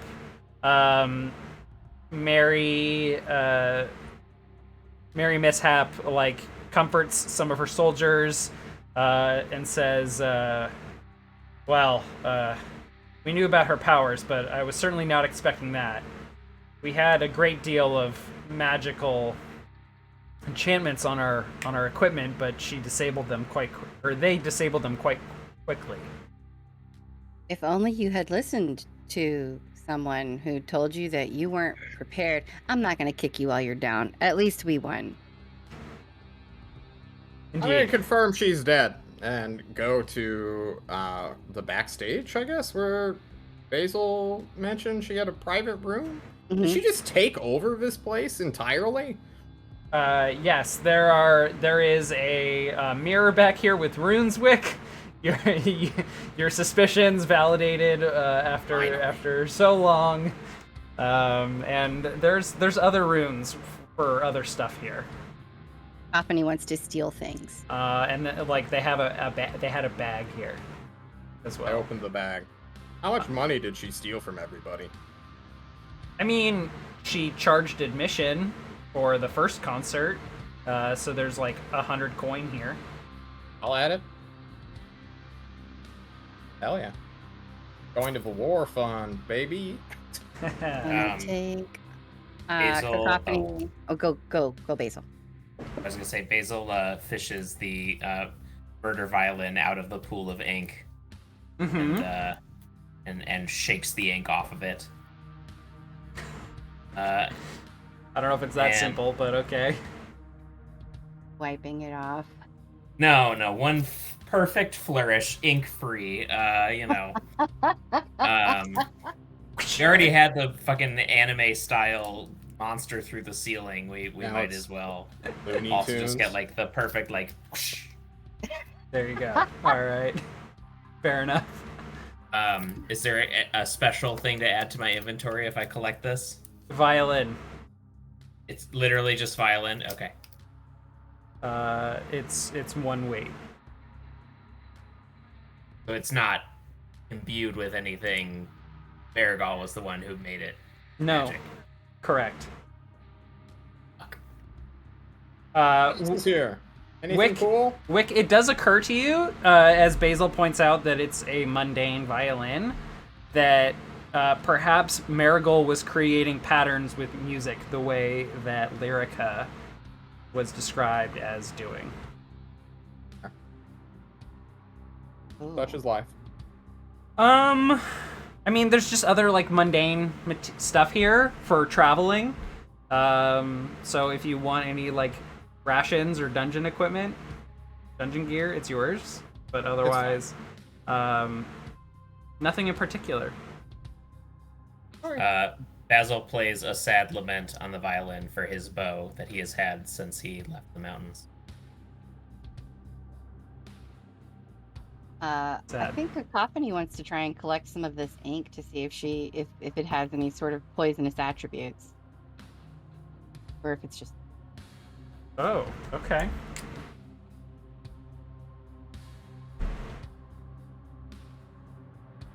I'm gonna get like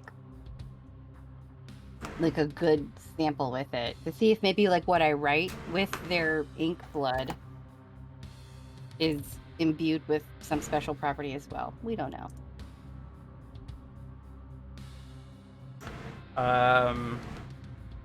Okay. Let's wipe our hands clean of this mess. Yeah. I'm gonna add the ink to the bag of holding. Hang on. Does anybody want to add anything to the bag of holding while I'm in here? No. I'm gonna call it Blood of the Bard. Blood of the Bard. That's so good. That's my Nice. heavy death metal band name. That would also be a really, really good mixed drink, a cocktail name as well. FYI. Blood of the Bard special. Add some of this ink to that gin poison cocktail, and that's what you can call it. All right. Spells or poison. I think if there are no orc guards that are dying that I can save with my spells, then I would return to the council chambers, see what has gone on with the vote or absence. Hey Wick, did your beast stick around, or did it poof on contact with the ground? It probably poofed at this point. Okay. I mean, I'll just dismiss it. Okay.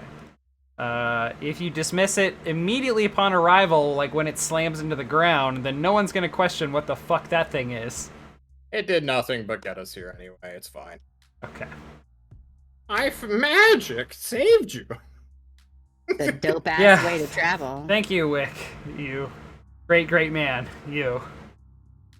You're very welcome. Cacophony played her part splendidly. Here, have a reward of 90 coin. Alright. There you go. I accept. You're finally paid off. No takesies backsies. Until the next time, Wick. I'm gonna one-shot you if you ask me for more money.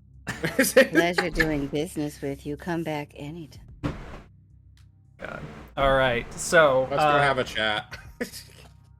So who returns to the council chamber? Merrick, obviously.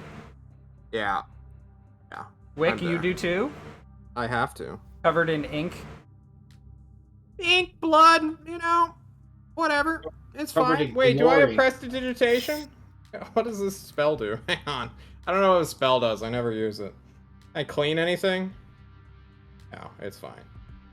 Yeah, clean it, Oh. soil it, cool it, water it, flavor it, change its color. Oh, I there you clean go. myself. Wonderful.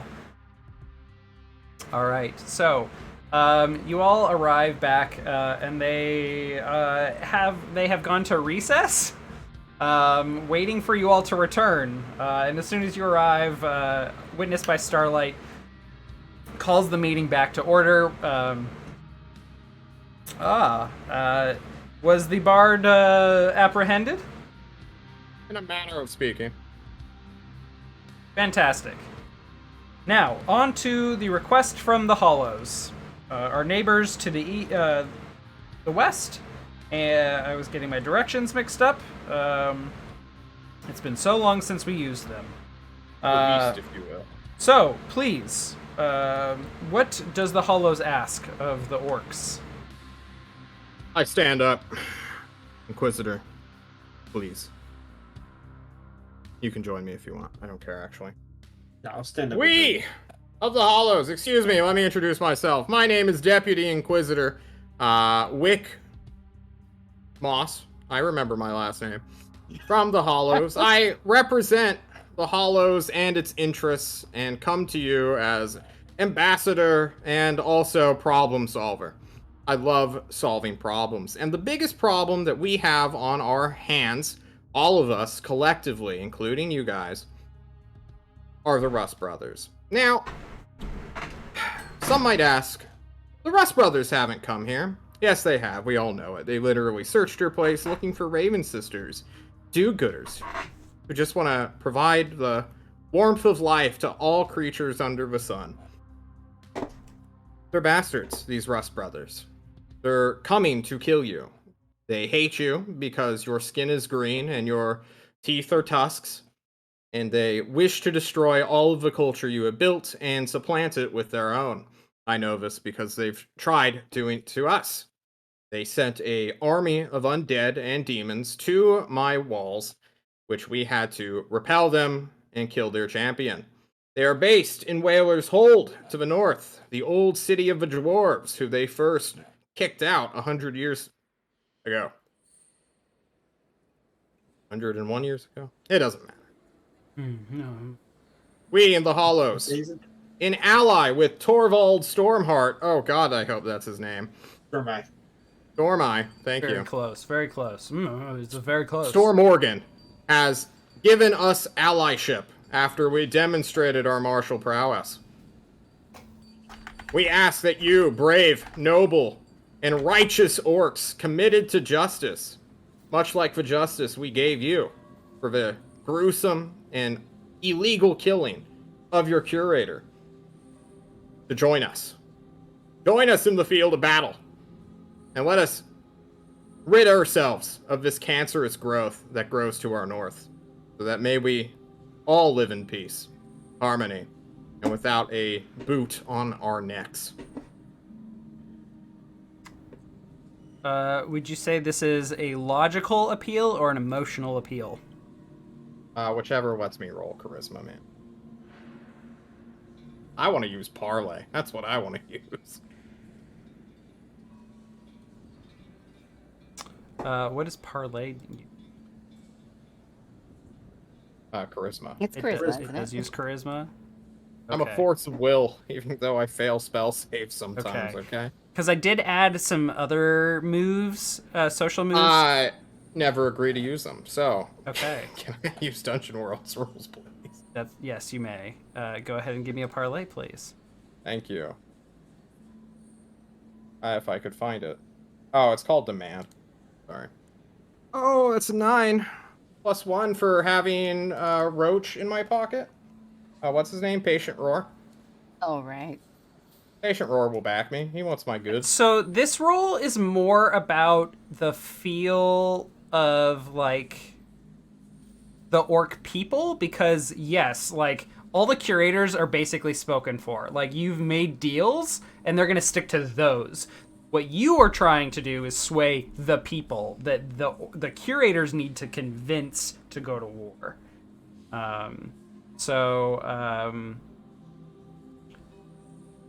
You are hearing rumblings in the gallery.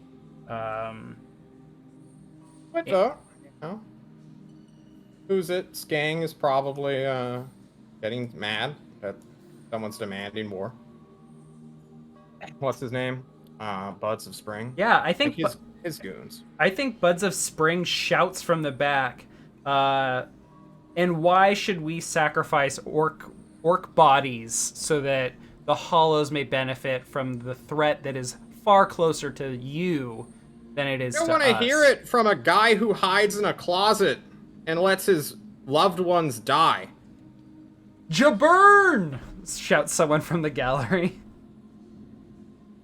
Who are you to speak for your people, coward?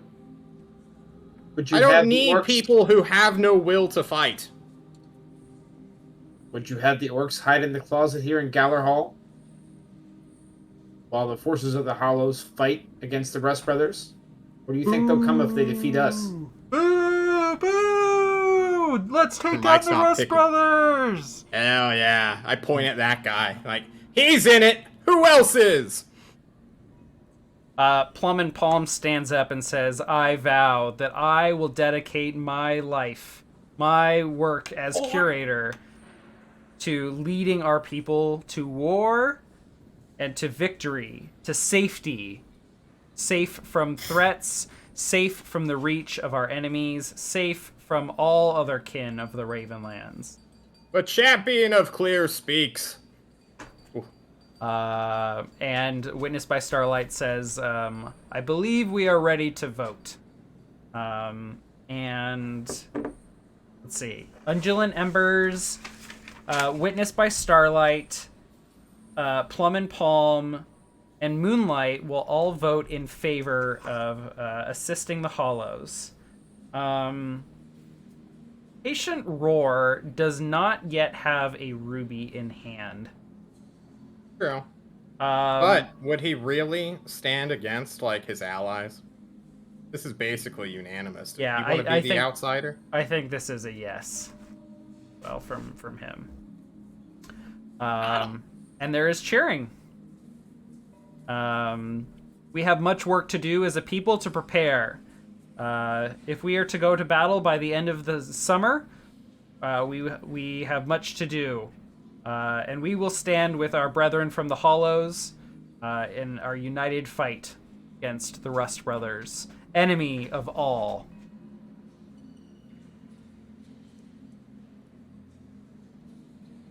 And yeah, there's roarous applause. I breathe in. All right. I'll clap Wick on the shoulder and just say, Thank you. we're truly the best hope of uniting our allies. Stay strong.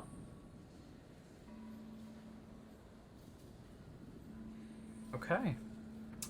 So, there will be lots of like conversations among like the people of Galler Hall. You all will be invited to like a little kind of not after party and not big enough to be a banquet. It's not like it is kind of like an after party, but it is a lot more like We're just in the lobby. a gathering of dignitaries for like a social hour. We hum and haw at each other. Yeah, you hum ha and eat hummus. And yeah, basically you all are set here. If there's specific conversations with people that you want to have, you may definitely do so. Various curators will follow up with you and thank you. Particularly like Witnessed by Starlight will come up and say, well, thank you very much for putting that terrible Buds of Spring in his place. He is certainly like losing faith with the people. He truly, like, people see he does not have the orc's best interest at heart, only his own. Undulant Embers thanks you for your time and especially helping put Plum and Palm into his position, and understands from Patient Roar that you all will be handing over an Elder Ruby at some point, and looks forward to the knowledge gained from research. If he assures you that he does not plan to destroy the ruby or enslave the elf within to any particular like nefarious purpose, and only seeks knowledge and a means to defend from whatever the Russ Brothers are cooking up in Alderstone, their Is he capital city. lying? How would you Eric. know? Eric I would. No, he's not lying. Okay. Ah! He's lying a little. He's lying adjacent, I'll understand. He's got his own agenda. He's ambitious. Okay. And he's playing Right. it cool, Or like we. he's not ambitious. So he's I under. respect it. Yeah, he's underselling his goals a bit, but. And then Patient Roar, a shrewd man, just reminds you that he wants a ruby before the war, and They're he gonna will have do. to share it. Yes, that is understood, but it should be in our possession, the orc people's possession, before we go to war. The sooner the better, so that Undulant Embers may conduct his research and we can maximize his efforts. I pat him on the hip because I'm smaller than. Say, don't worry. I'm a man of my word. I hope so. Good day. Yeah. This is great. It comes in a cup. Yeah, I don't think Buds of Spring wants to talk to you all. That's okay. I don't think we want to talk to him. Okay. Does anyone have any business in the city before we move on? Because I know we have at least 1 or 2 other missions before we get to this grand finale of attacking Whaler's Hold. I Wanna- need to. Oh, go ahead. I'm sorry. I just need to mechanically level up, so I need to spend a night here. And Okay, then yeah, you all have the night here. That's fine. I have to. I have another thing planned, but it can wait too. Okay, Shannon. I just wanted to have a really quick scene with Merrick, and it doesn't even have to necessarily. We can just kind of hand wave the scene, but I want him to use his sight to look at the Veiler's sword, because I don't know what the fuck it is, and obviously every time I've used it, like spooky red stars appear in the sky, and I'm like ripping a hole in the fabric of reality or something. I don't know what's happening with it, but I haven't used it since we determined that it was clearly affecting, the world at large. So I would very much like to Merrick and I to sit down and have him have a look at it and figure out what's behind it. I certainly will. While Nick's trying to figure out what he wants to say about it, I'll ask Prophany. You know me so well. As I look at the sword, I can't help but notice something missing. Not with the sword. What is You happening? talking about me? I made a deal. Kind of deal. The kind that can't be undone. Your soul, then? Raven, I died. I don't know if you recall. This was months I ago do. at this point. I was gone. And I met my god. And I could have ended my journey there, but I felt that there was more I needed to do. I was still carrying the stone of my brother. And if I was to die there, then his soul would never reach Raven. So he took my soul in exchange for my life, and he allowed me to live in return. But there's no after for me now. This is it. We could find a way to restore the after. Would you go for it? Yeah. Who doesn't want, eternity to fly in blue skies and eat well and be with their family? And perhaps we should find Raven. Ask him. Please find Yeah. the Raven sisters and see what they can do. Also Okay. consult her. That would be of a great help to me. I don't think that the Raven sisters are going to be as much help as I had hoped if my dealings with them thus far are anything to go by. But Raven is in hiding. He's a shadow of himself, so there's something wrong with him, and I If don't anybody know. knows where he is, it's the Raven sisters. We're to ask Okay. them to be our allies in this battle. How would you feel about that?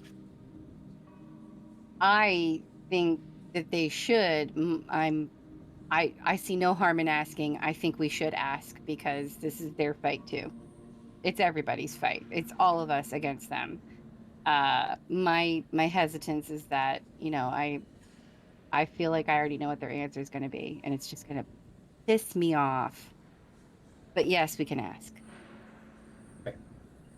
Anyway, about this sword, as I take a Mhm. deep look at it, Does anyone have a Valor dagger with them? I think we only had the sword. I Okay. have the sword and the staff. That's all. Okay. So the Valor sword, oh boy.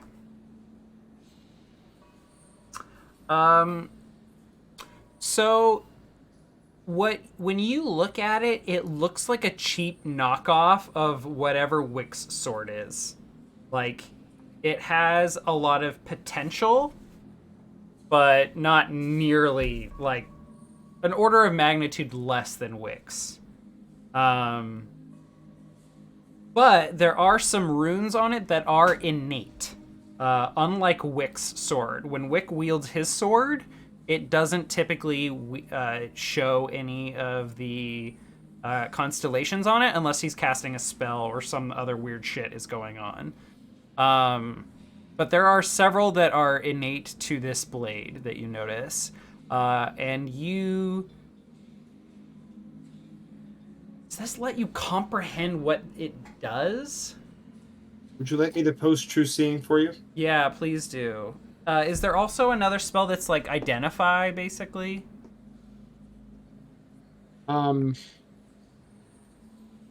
have words of the unspeaking, which is about asking a non-living object questions and answers.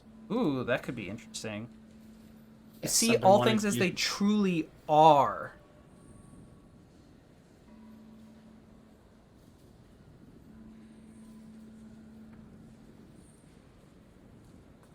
I don't know if True Seeing tells you exactly what this does. But Is it? I mean, evil? Does it siphon magic, or is that more? Is that too much information for what it sees? oh, okay. Go ahead and link me is it Bind Soul? Trap soul? Trap Soul.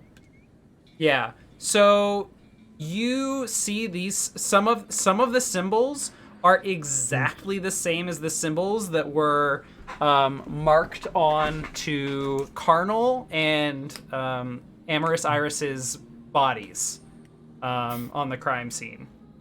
So there are some similar runes here, and you gather that this is a soul trapping effect or soul stealing effect of some sort. But it does something else, and that part you simply do not understand. It is beyond you what it does. And it is a majority of the runes that take up this other effect.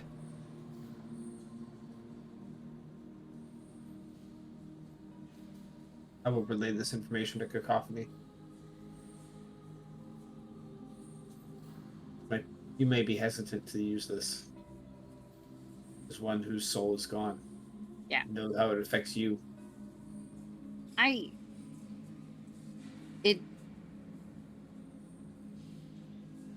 don't feel the hesitance that you think I might. my fear, my hesitance in using it is that I am somehow empowering our enemy by using this. But I take solace in the fact that the people that I did use it on were, you know, utterly evil, like truly evil. So for that to be a fate that befell them, it doesn't affect me in the way that you think it does. But I certainly don't want to inadvertently or willingly somehow aid Vale, right? Like, Proof. It but yes, dawns having. I'm sorry. Go ahead. it dawns on you, Merrick, that not the runes, but the effect you're seeing in the blade is also a part of Wick's blade. And yet, it achieves this without the runes, somehow.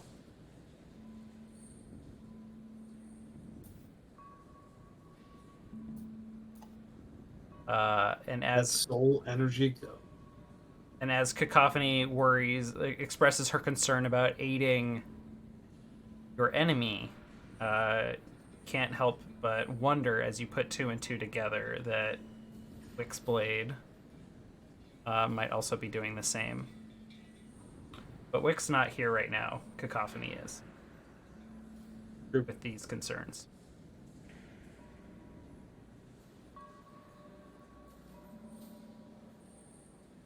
I think that is the extended how I can help you. Know if you have other concerns. So, do you think that with Gallerhall trying to collect items of power, that this would be utilized for the greater good in their hands if I were to give them this item of power? Or do you think that it would be better out of their hands ultimately? Sorry, I got momentarily distracted by the move that says Chives is metal as fuck. I apologize. I didn't mean to click on that just I yet. forgive you. He is metal. I forgive you too, because he is metal as fuck. Yeah. I don't know. If you don't plan on using the item, orcs can use it to gain power and strength. I considered he raises the dead inert Baylor staff, giving this to Embers and letting him study it, as well as the bits of that troll that we found and killed, well, that Wick killed. Woods, seeing if they'll give us some items in return. Okay. I enjoy a trade. Go see Embers. I think the Yeah. two of us will go see Curator Embers. Offer him in exchange the troll bits as he collects bits of demons and monsters in the wild, the inert and useless Veiler staff, which still has runes of power, and then Veiler's sword. See if he has any items of power that could aid our new alliance. Follows. Hard cut to the Snape dungeon that is Undulant Emperor's quarters. You want me to study this Veiler artifact, even though we've been pitching to the entire orc people that our enemy is, in fact, the Russ Brothers. Are you not gathering items of power here? Yes, but You if have no this use for an item at the Veilers. yes, but if it does anything of related to what you say it does, this should never be used. Stealing All the more souls reason. for something? All the more reason for it to be kept here, kept safe. We're happy Follows is to the battlefield. we're happy to hold it here, protect it, but I am quite busy. I don't think I'll have time to study it. Fair enough. And hide it away. Make sure it can never be found. Shouldn't you be able to discern what it does with your magic from worm? I can. Well, do you want to try and then leave it here with us? See. We'll leave it if we have no use for it then. We'll hang on to it for now. I'm Were you gonna. pleased by the results of Sorry, Shannon. I'll be quick. Oh no, Are no. you Go ahead. pleased by the results of the council proceedings? What was your question? Were you pleased by the results of the council proceeding? Yes, very much so. Thank you very much for your help and finding someone reasonable to accuse. I certainly did not see that one coming. I would still then ask, do you have any items that can aid us in our battle against the Brothers of Rust? Seems that some of our magic has been expent helping you. Mm-hmm. Already have a deal to get man. And what? We're trading the ruby. Yeah, for support, not for magical No, shit. not just for support. No. Oh, okay. Well, then if Yeah. we're already getting magical shit, then we can hard cut away from this if you want. Unless Shannon Yeah. has something she wants to say. Yes. Mostly, I just want to like impress upon, Embers that like don't don't make any mistake that we are not being beset upon by all sides. So yes, the Russ brothers are ultimately the loudest threat right now, but the silent threat that people don't know about and people aren't talking about, but that is actually happening, is the threat of Vale. Just has a tinfoil hat on. Yeah. The aliens are in your walls. I have 5G. Yeah. my spies have heard some rumblings of these Veilers, but we have not encountered them directly. Well, we have, and they suck. Yes, The well, squeaky wheel gets the grease, and right now that is the Rust brothers. They're the loudest, they're the most obnoxious, they're the most plentiful as far as we know at this point, and they are coming for us agreed. and you. But Vale is a real threat. A real threat. Don't sit on this. Yes, Vale is a god not mentioned very much in our histories, but he is there. Even worse, very little is known or said about him. But yes, I think taking back Whaler's Hold will give us all some breathing room to deal with our own problems as well as this other one. I don't think it's going to come down to having time to do it. It's not, when one enemy when once we deal with one enemy, nobody's going to sit back and be like, okay, glad we have time now to look at this other. It's going to happen all at the same time. Mark my words. Well, we are being pulled by you in the direction of the Russ brothers. If you need allies against the Veilers, I suggest you continue looking. Oh, so you won't okay, that's fine. We will do what we can, but our resources are being dedicated entirely to the Russ brother threat. Fair. That's disappointing, but okay. Okay. Let's talk again, Cacophony and Merrick, after Whaler's Hold has been taken. Understood. Basil, what you got going on? Did you get enough experience to level yet? I did, and also I did not come along for any of the big plot stuff that you guys are doing. My lamenting of the bow, just to be clear, maybe if we have time for even a quick little flashback, this was my adoptive father's bow that I stole in order to survive in the wilderness when I ran away from the fawn. Oh, shit. Huddling under, the eaves of some trees, I wove, leaves and flowers into this bow and carved it and made it my own. It was my companion even before Chives, and it has now been shattered. So the mundane violin that I picked up, with which I played a sad lament for the bow, I carried forward and went out into the plaza and busked for a little bit to continue playing my sad lament for the people of the Galler Hall Plaza. We never narratively discussed my God Amidst the Waste level up. We kind of went through that, so we're gonna pretend it's all now. So while playing this sad lament and sort of in that artist flow state of not even being aware of your surroundings. Basil is playing, and Chives is clicking his hooves and sort of braying softly in tune.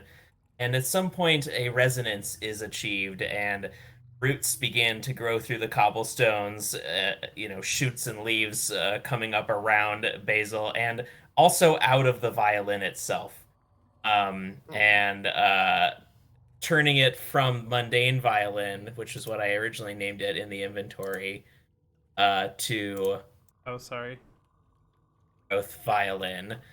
Um, uh, Blessed by chives and flow, into a much more powerful instrument. An So- instrument that can rattle your very bones. I love it. So here's the deal. I got God Amidst the Waste from one of the previous level ups, which gave me the spells. And I just leveled up again, and learned special trick in which You took a bard move, didn't you? chives can interact with the violin sound, and Oh my god. achieve Metal Hurlant, which is a bard move. When you shout with great force or play a shattering note, choose target and roll plus con. On a success, target takes 1d10 damage and is deafened for a few minutes. So Sick. That's a That- good move. That's That's nice. Great. so there is Chives and Basil processing the sadness of losing his bow and Where are you when you're the Galler Hall Plaza?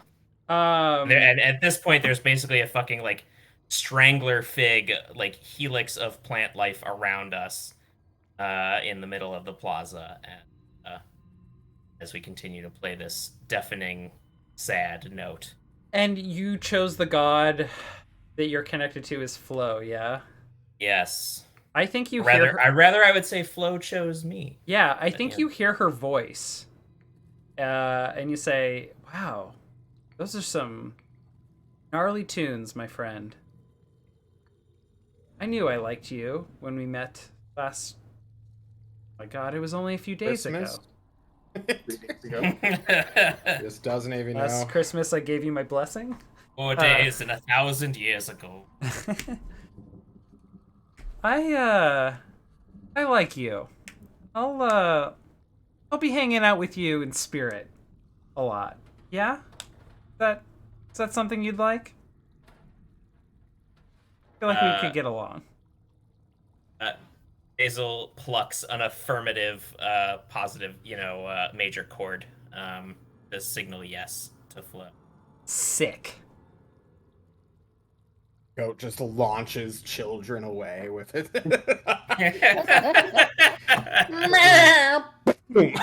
Your Yeah, I love it. friend there, Chives, he there's a lot more to him than meets the eye, and I think as we play together, we'll see more from him. Chives rattles the skull in a rhythmic arrangement with the music. Mm-hmm. And Chives lets out this metal AF hurlant, and thunder rumbles through the clouds above. You could say it's a rumble roar. Got him. Shout out to... Okay, no. Yep, we got it. All right. Any other scenes anyone wants to have? Yo! Sorry. Oh, What Andy, do you want? Andy, did you have more Oh, you wanted to do in this scene? I just wanted to ask. So the level up is your level plus 7, right? Your current level plus 7, yes. Okay, so if I'm at level 6 and I am at 13 XP, I did just level up, Yes. correct? Yes, and you Okay. go down to Phew. 0. I didn't want to have done all that story work just now and then find out that I didn't have the XP 1 XP necessary short. to. No do it, worries. No worries. I, though. I'm I at too level 12 up. right now, and I'm like, Oh. and I look back through all of my rolls, not one fucking missed roll. That's good. That was a good thing. We'd all be dead if you It didn't. was good. I To would be be fair- dead otherwise. That's true. Ron is correct. We kind of are at the end of the arc, anyway. So Right. Right, but this Us? arc All right. had the Sherlock Holmes for the well. Okay, we'll do it. We'll do it. Yeah. We don't need much. Yeah. All right. Yep. Wick leveled up.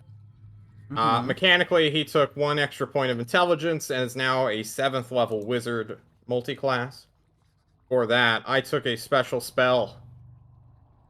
You know, this Vale guy, he's all about the stars and whatnot, but I think more than that, he's like the shadow within the stars, or the black space between the light.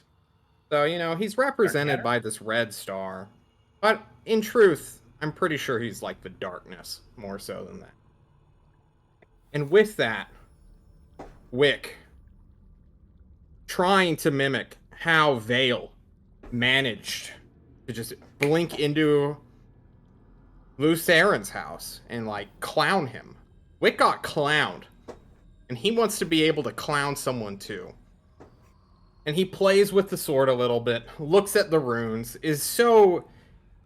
he's just becoming enlightened with all these patterns and recognizing magic and attuning to this blade, and also dying a little bit. He lost a hit point for some reason. He doesn't know why that happened still.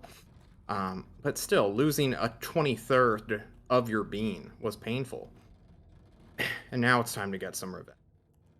And Wick will cast Shadow Walk Ooh. all the way back to where he buried the ruby. Oh shit! Nice. This is Shadow Walk. It Sha- allows me to teleport, name a place. Me and my allies could come, so in theory I could take someone, but I'm just gonna do it. I think. Okay, give me your cast a spell, please. All right, guys, this is the roll, or I may just be out of the campaign. So good luck to me. Yeah, there we go. Yeah. Nice. The shadows you target with this spell become a portal for you and your allies. Name a location, describing it with a number of words up to your level, which is 8. 8. Well, I don't know if we're supposed to consider it 7 in terms No, of like it's your, fine. your It wizard says level, level, but not. stepping through the Okay. portal deposits you and any allies present within. You cast the spell at a location you describe. The portal may only be used once by each ally. Indeed. So I'm gonna have to cast it again to get back, but that's Yes. fine. Since I rolled a 10, I see it. I pop a shovel off. What time of day is it? I guess it could be like morning or whatever. It was a busy morning. What with the council meeting, they had a lot to discuss. So it's Well, I had to probably rest and everything. yeah, so- it's probably evening. Like, I would like it if there is twilight on the hill. All right, it's twilight then. As I start digging up the buried crystal that I gave to Luceren before killing him. The reason why I killed him. You're tapping into quite a bit of what your sword is capable of, Moss. There's a voice behind you. I turn around. It's fucking Vale, isn't it? It sure is. Fuck off. I've got too many people in my mind right now. There's a ghost over there, a ghost making weird humping motions behind me. I don't need you there, too. But you do need me, Wick. Not as much as you need me. I have many spinning plates. You are simply one of them. Don't make me tumble into more. Listen, we should talk. We should talk. Now? Is this what you want? I figured you're here alone. The last place I saw you. Why not? Then get out with it, man. Come on. I'm gonna keep digging as he chats me up. I love the imagery of that. So, you're making the Russ Brothers your primary enemy, yes? Maybe. Or maybe Depends it's on how we view Rust. things. I heard you have his favor. Good. I should. He's a complete poser. Probably. Align yourself with the likes of him and you will be alone. I'm always alone. Well, fair enough. I wonder... Humans suffer, Vale. I'm Not sorry? really hurting me. What's that? Humans suffer. It is what we are good at. Yes, it is. It is what my siblings made you to. Certainly. I sense that you think I have some sort of nefarious purpose in all of Yeah, my you do. plans, but my purpose is to free humans, to free all of the kin of this land. And what does that mean? When my siblings made this world, set all of its rules and laws of nature, how things operated, I disagreed with them about one thing in particular. And it would have empowered you all to limit, end your suffering. Let you all take care of yourselves rather than fight and fend, struggle to survive rather than thrive. I was the one who advocated for all of you, and my siblings simply outnumbered me. And my plan is to undo all that.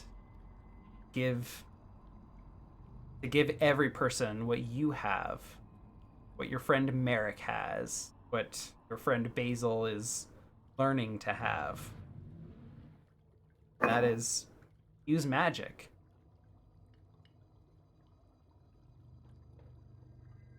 Don't you think the world would be a better place if everyone could take care of themselves? Shape the world into what they need it to be. I think it would be chaotic. It'd be a nightmare. Why do you say that?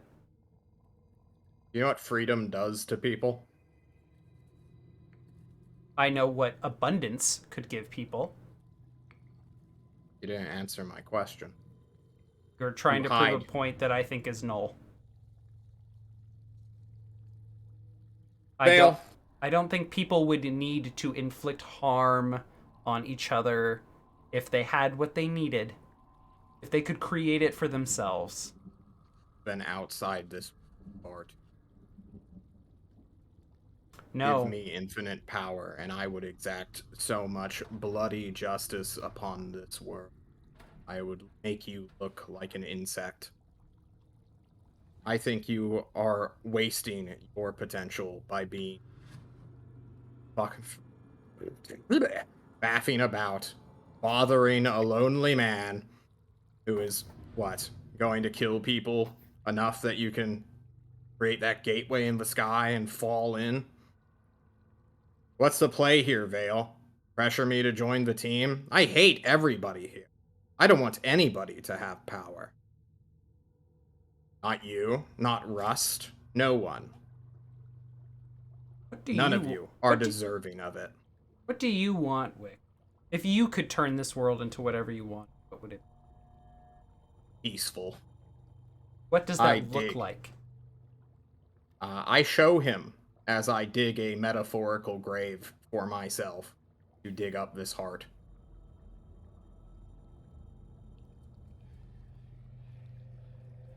Show him.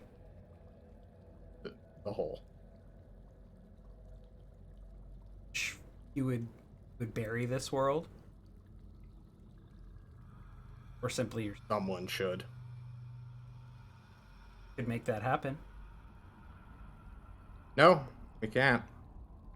You want chaos. I want order. If I can't have chaos, I'd prove a point to my siblings in another. Yours sounds like we could work together on if it comes And to keep that. empowering me. It's gonna happen one day no matter what. I don't envy your friends or all you. I don't have any friends. I ran my last one through the back. Just Well. think of what I'm going to do to people who I don't care about.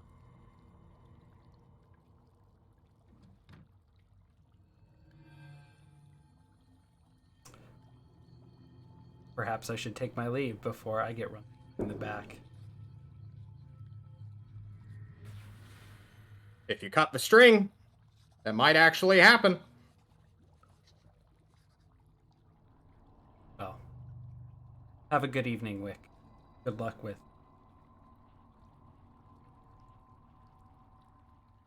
You dig in the silence. It dissipates. Thanos snapped into dust.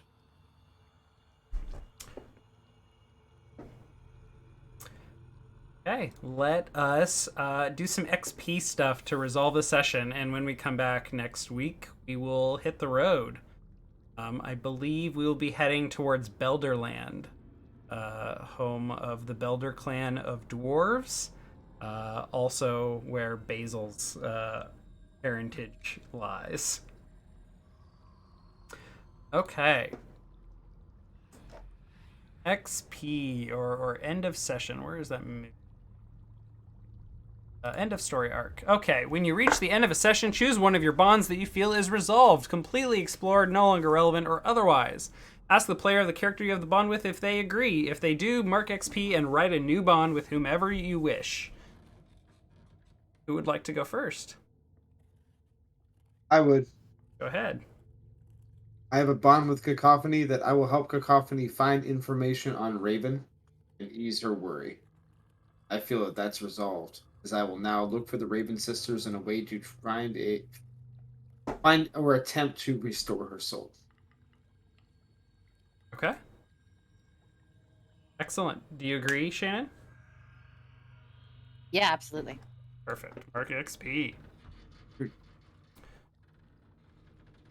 Shannon, do you have one that is resolved? So I do have so I don't think it's exactly resolved with Merrick. My bond with him is that, we're united in our quest to find out what is siphoning the power from the Ravenlands, blocking the gods from being able to communicate, which is what's stopping me from being able to talk to Raven, which is what was stopping him from being able to communicate with Worm freely. Did we ever resolve that? I don't think that we did. It was just something that happened. But yeah, I don't think that was the bond that I had in place with him. So I don't think that one is resolved at this point. Maybe. Okay. I mean, is it fail blocking the magic? Possibly. Is that the roadblock? But I don't know that. Do we know that at this point? No. We do? When you all recovered the Valor staff, you sensed kind of like a freedom, but Merrick has sensed some of that power like building. Like it has felt like someone is searching. And Merrick, you had the staff at one point. I think and it worked before it broke, and you were able to look at it. You can kind of understand that what was happening was Archvalors were essentially like meditating and like scanning large areas for magic use and sapping it for their staff and for Vale's purposes. By killing one and taking a staff, you kind of like destroyed a cell tower, but the Valors are active and making up for it, and they have other agents in other areas. So it's not the only one, but certainly did a huge blow to them by taking that staff.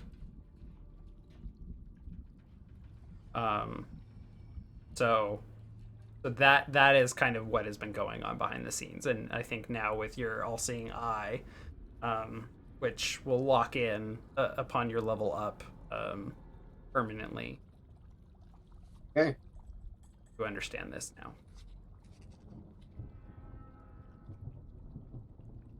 Oh, I guess it is resolved then. Yeah, I would say it's resolved. To try to create a new one. I definitely making notes for As myself. long as you're cool with that, Nick, as we dictate the rules for your Yeah, and I would like that was definitely a very, very long range goal that has taken like the entire season to resolve. I don't remember when you wrote it, but definitely try and focus on like more short range. Like let's deal with the feelings or tension between our characters, or um, like our group's immediate goals. To be able to move those along more quickly. Yeah. Basil, you Fine. got any bonds? Mark XP Shannon. Yes. Mark. I have one with Cacophony. Collaborate on making safer and more cautious and stealthy decisions. Definitely, I think, a completed one. Sure. Yeah, I think that definitely worked out. Yep. Okay, how about you, John? I too have one with Cacophony. I paid off that debt twice over now. Uh-huh. Oh my god. 210 coin went into your hands. 90 coin, friend. No. You're mistaken. Unfortunate. But it's paid off. Now I'm wondering if she's just a useful puppet of Vale in disguise. Because I don't know what her deal is anymore. My God, I just love it. You just Is- see enemies beset upon Is you Wick everywhere. becoming paranoid? Yeah, for sure. He's fully becoming. He has been. I'm seeing strings through people's actions, and I don't know if they're like baited. You know, everyone I ran into, Vale influenced, like Lucarin, he messed with that boy's mind, so I had to kill him, and now I'm like unsure of what's going on. Is Wick in control of his own life? Or is he but another victim of casualty? This is the questions that are going through his ill-addled mind as he nears 10th level. Dangerous level. Okay. I start a new bond with Wick, which is now that my bow is gone. We did a little bit of sword training, but I think I would want to continue going to the advanced levels of sword training with Wick. God help you, brother. I'm doing so much damage. You'll never be able to compete. What is God. like the actionable like drive there?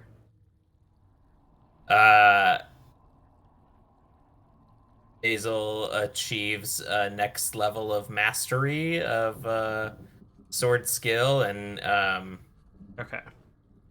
close Either combat in general. I don't know. I guess that's not something that I can make a concrete thing. It doesn't in the have game. to be mechanical. We can smooth it out. Don't worry. Okay. Just which mark is down what your fine. thoughts are right now, and we'll Because work on it. Basil, what I have for you is there is still audible distance between Basil and Wick. Wick doesn't know how to proceed after reaching out about moms. Which, hey, we both were abandoned. Isn't that cool? Hey, so orphan sword bonding is what I'm gonna write. Hell yeah. Orphan sword bonding. Oh my god. Okay, let's move on to alignment. Basil and Chives. Free someone from Yeah. literal. Oh, I'm sorry, Merrick. I have a second bond that got resolved, I believe. Okay. Or do I have to wait until the next level up to do You so? can resolve it and write a new one. I'm fine with you writing as many new bonds and resolving as many as you want, but you only get XP once. Wait on it then. If it's most... I'm serious. Fair. Okay. All right. We'll move on to alignment. Basil and Chives. Free someone from literal or figurative bonds. No one mentioned Dank Do in the dungeons. Fun fact. It's implied that he's getting out, right? Is it? Is it? Yeah. What'd he actually do? He didn't do a crime. He snuck in and ignored their borders. All right, we'll teleport him out. Don't worry, we gotta go back to the outside. We freed Buds from his safe house hiding place. That's fair. And have to- potential incarceration and death. Mark XP. Yeah. Did not kill him. Mark XP. Wick, defend those weaker than you. Yeah, for sure. Sure. Buds of Spring. Including a bunch of frozen soldiers and me. Thank you. I don't know if You Wick, are weaker than me. Wick. Did you defend I don't them? know if Wick defended them. Hey, if I was integral to it, Shannon couldn't have just one shot All the right, boss. take your if I fucking wasn't... XP. Yeah, fuck Merrick, you. discover a Yeah, piece yeah. of knowledge from someone or something that wants to keep it hidden. Definitely. Many people. And many pieces of knowledge. Cacophony, leap into danger without a plan. Always take your XP. All right. Finally, did we learn something new and important about the world? Always. Did we overcome a notable monster or enemy? Yes. Did we loot a memorable treasure?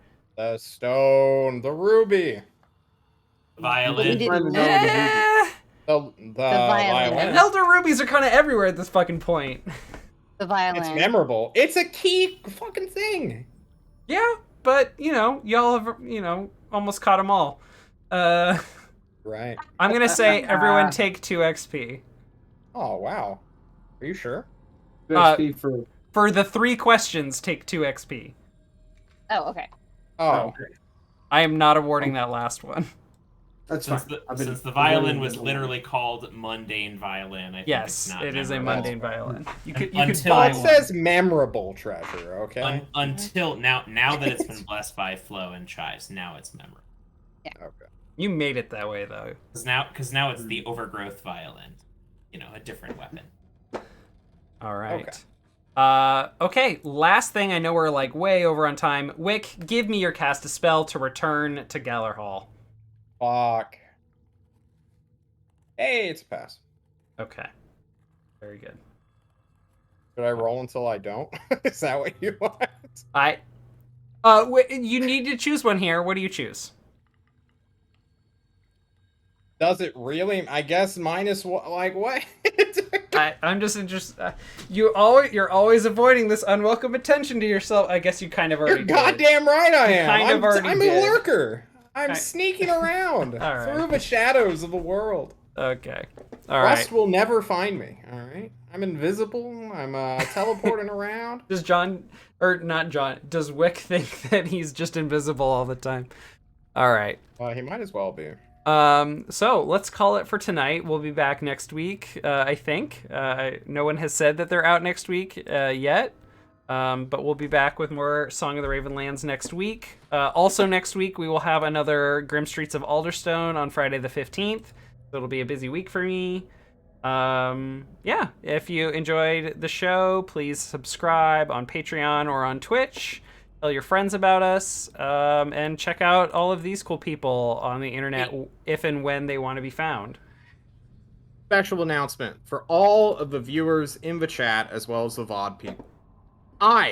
This Monday, will be starting a West March. I don't know if you guys know what that is, but if you want to play 5e in the Bronze Age on an island and fight a crab, come on down to John Dungeon Masters, send me a DM, we'll hook you up. Just point in the direction of west and just keep marching that way Keep going. until you get to John. How it works. Other important announcement: our GM turned 32 on Sunday. Happy birthday, Nick! Happy birthday, Nick. birthday. Thank you, Andy, and thank You're you, almost and a third of a century old. How does that feel? fuck you. That is the appropriate response. Good job. I'll meet you there one day. Don't Yes, worry. soon enough. All right. Any other shout outs or plugs? Merrick, you got any speed runs of your own anytime soon? Well, I've got about a month to run a couple of ASIC seeds for Dragon Warrior Randomizer, which means I run them and submit them, and they get cataloged. And then in August starts the summer tournament, Ooh. which is just the standard race. End up racing against a bunch of people individually. So a lot of different races during the weeks. Plus I get my ass handed to me, and then some races, and then watching the rest of them. We'll see. You did pretty well last season, I gotta say. Okay. And I'm looking forward to the summer, or is it the summer season or fall season? It's summer tournament, but it starts in August and runs through like October. It's pretty long. Okay, nice. I'm looking forward to it. It's a month away. For those of you with time on your hands to learn a new game, go learn Dragon Warrior Randomizer. All right. Thanks for watching Fable Table. We'll see you all next week. Have a great rest of your day, month, week, year, whatever is going on for you, and we'll see you next time. Bye-bye. I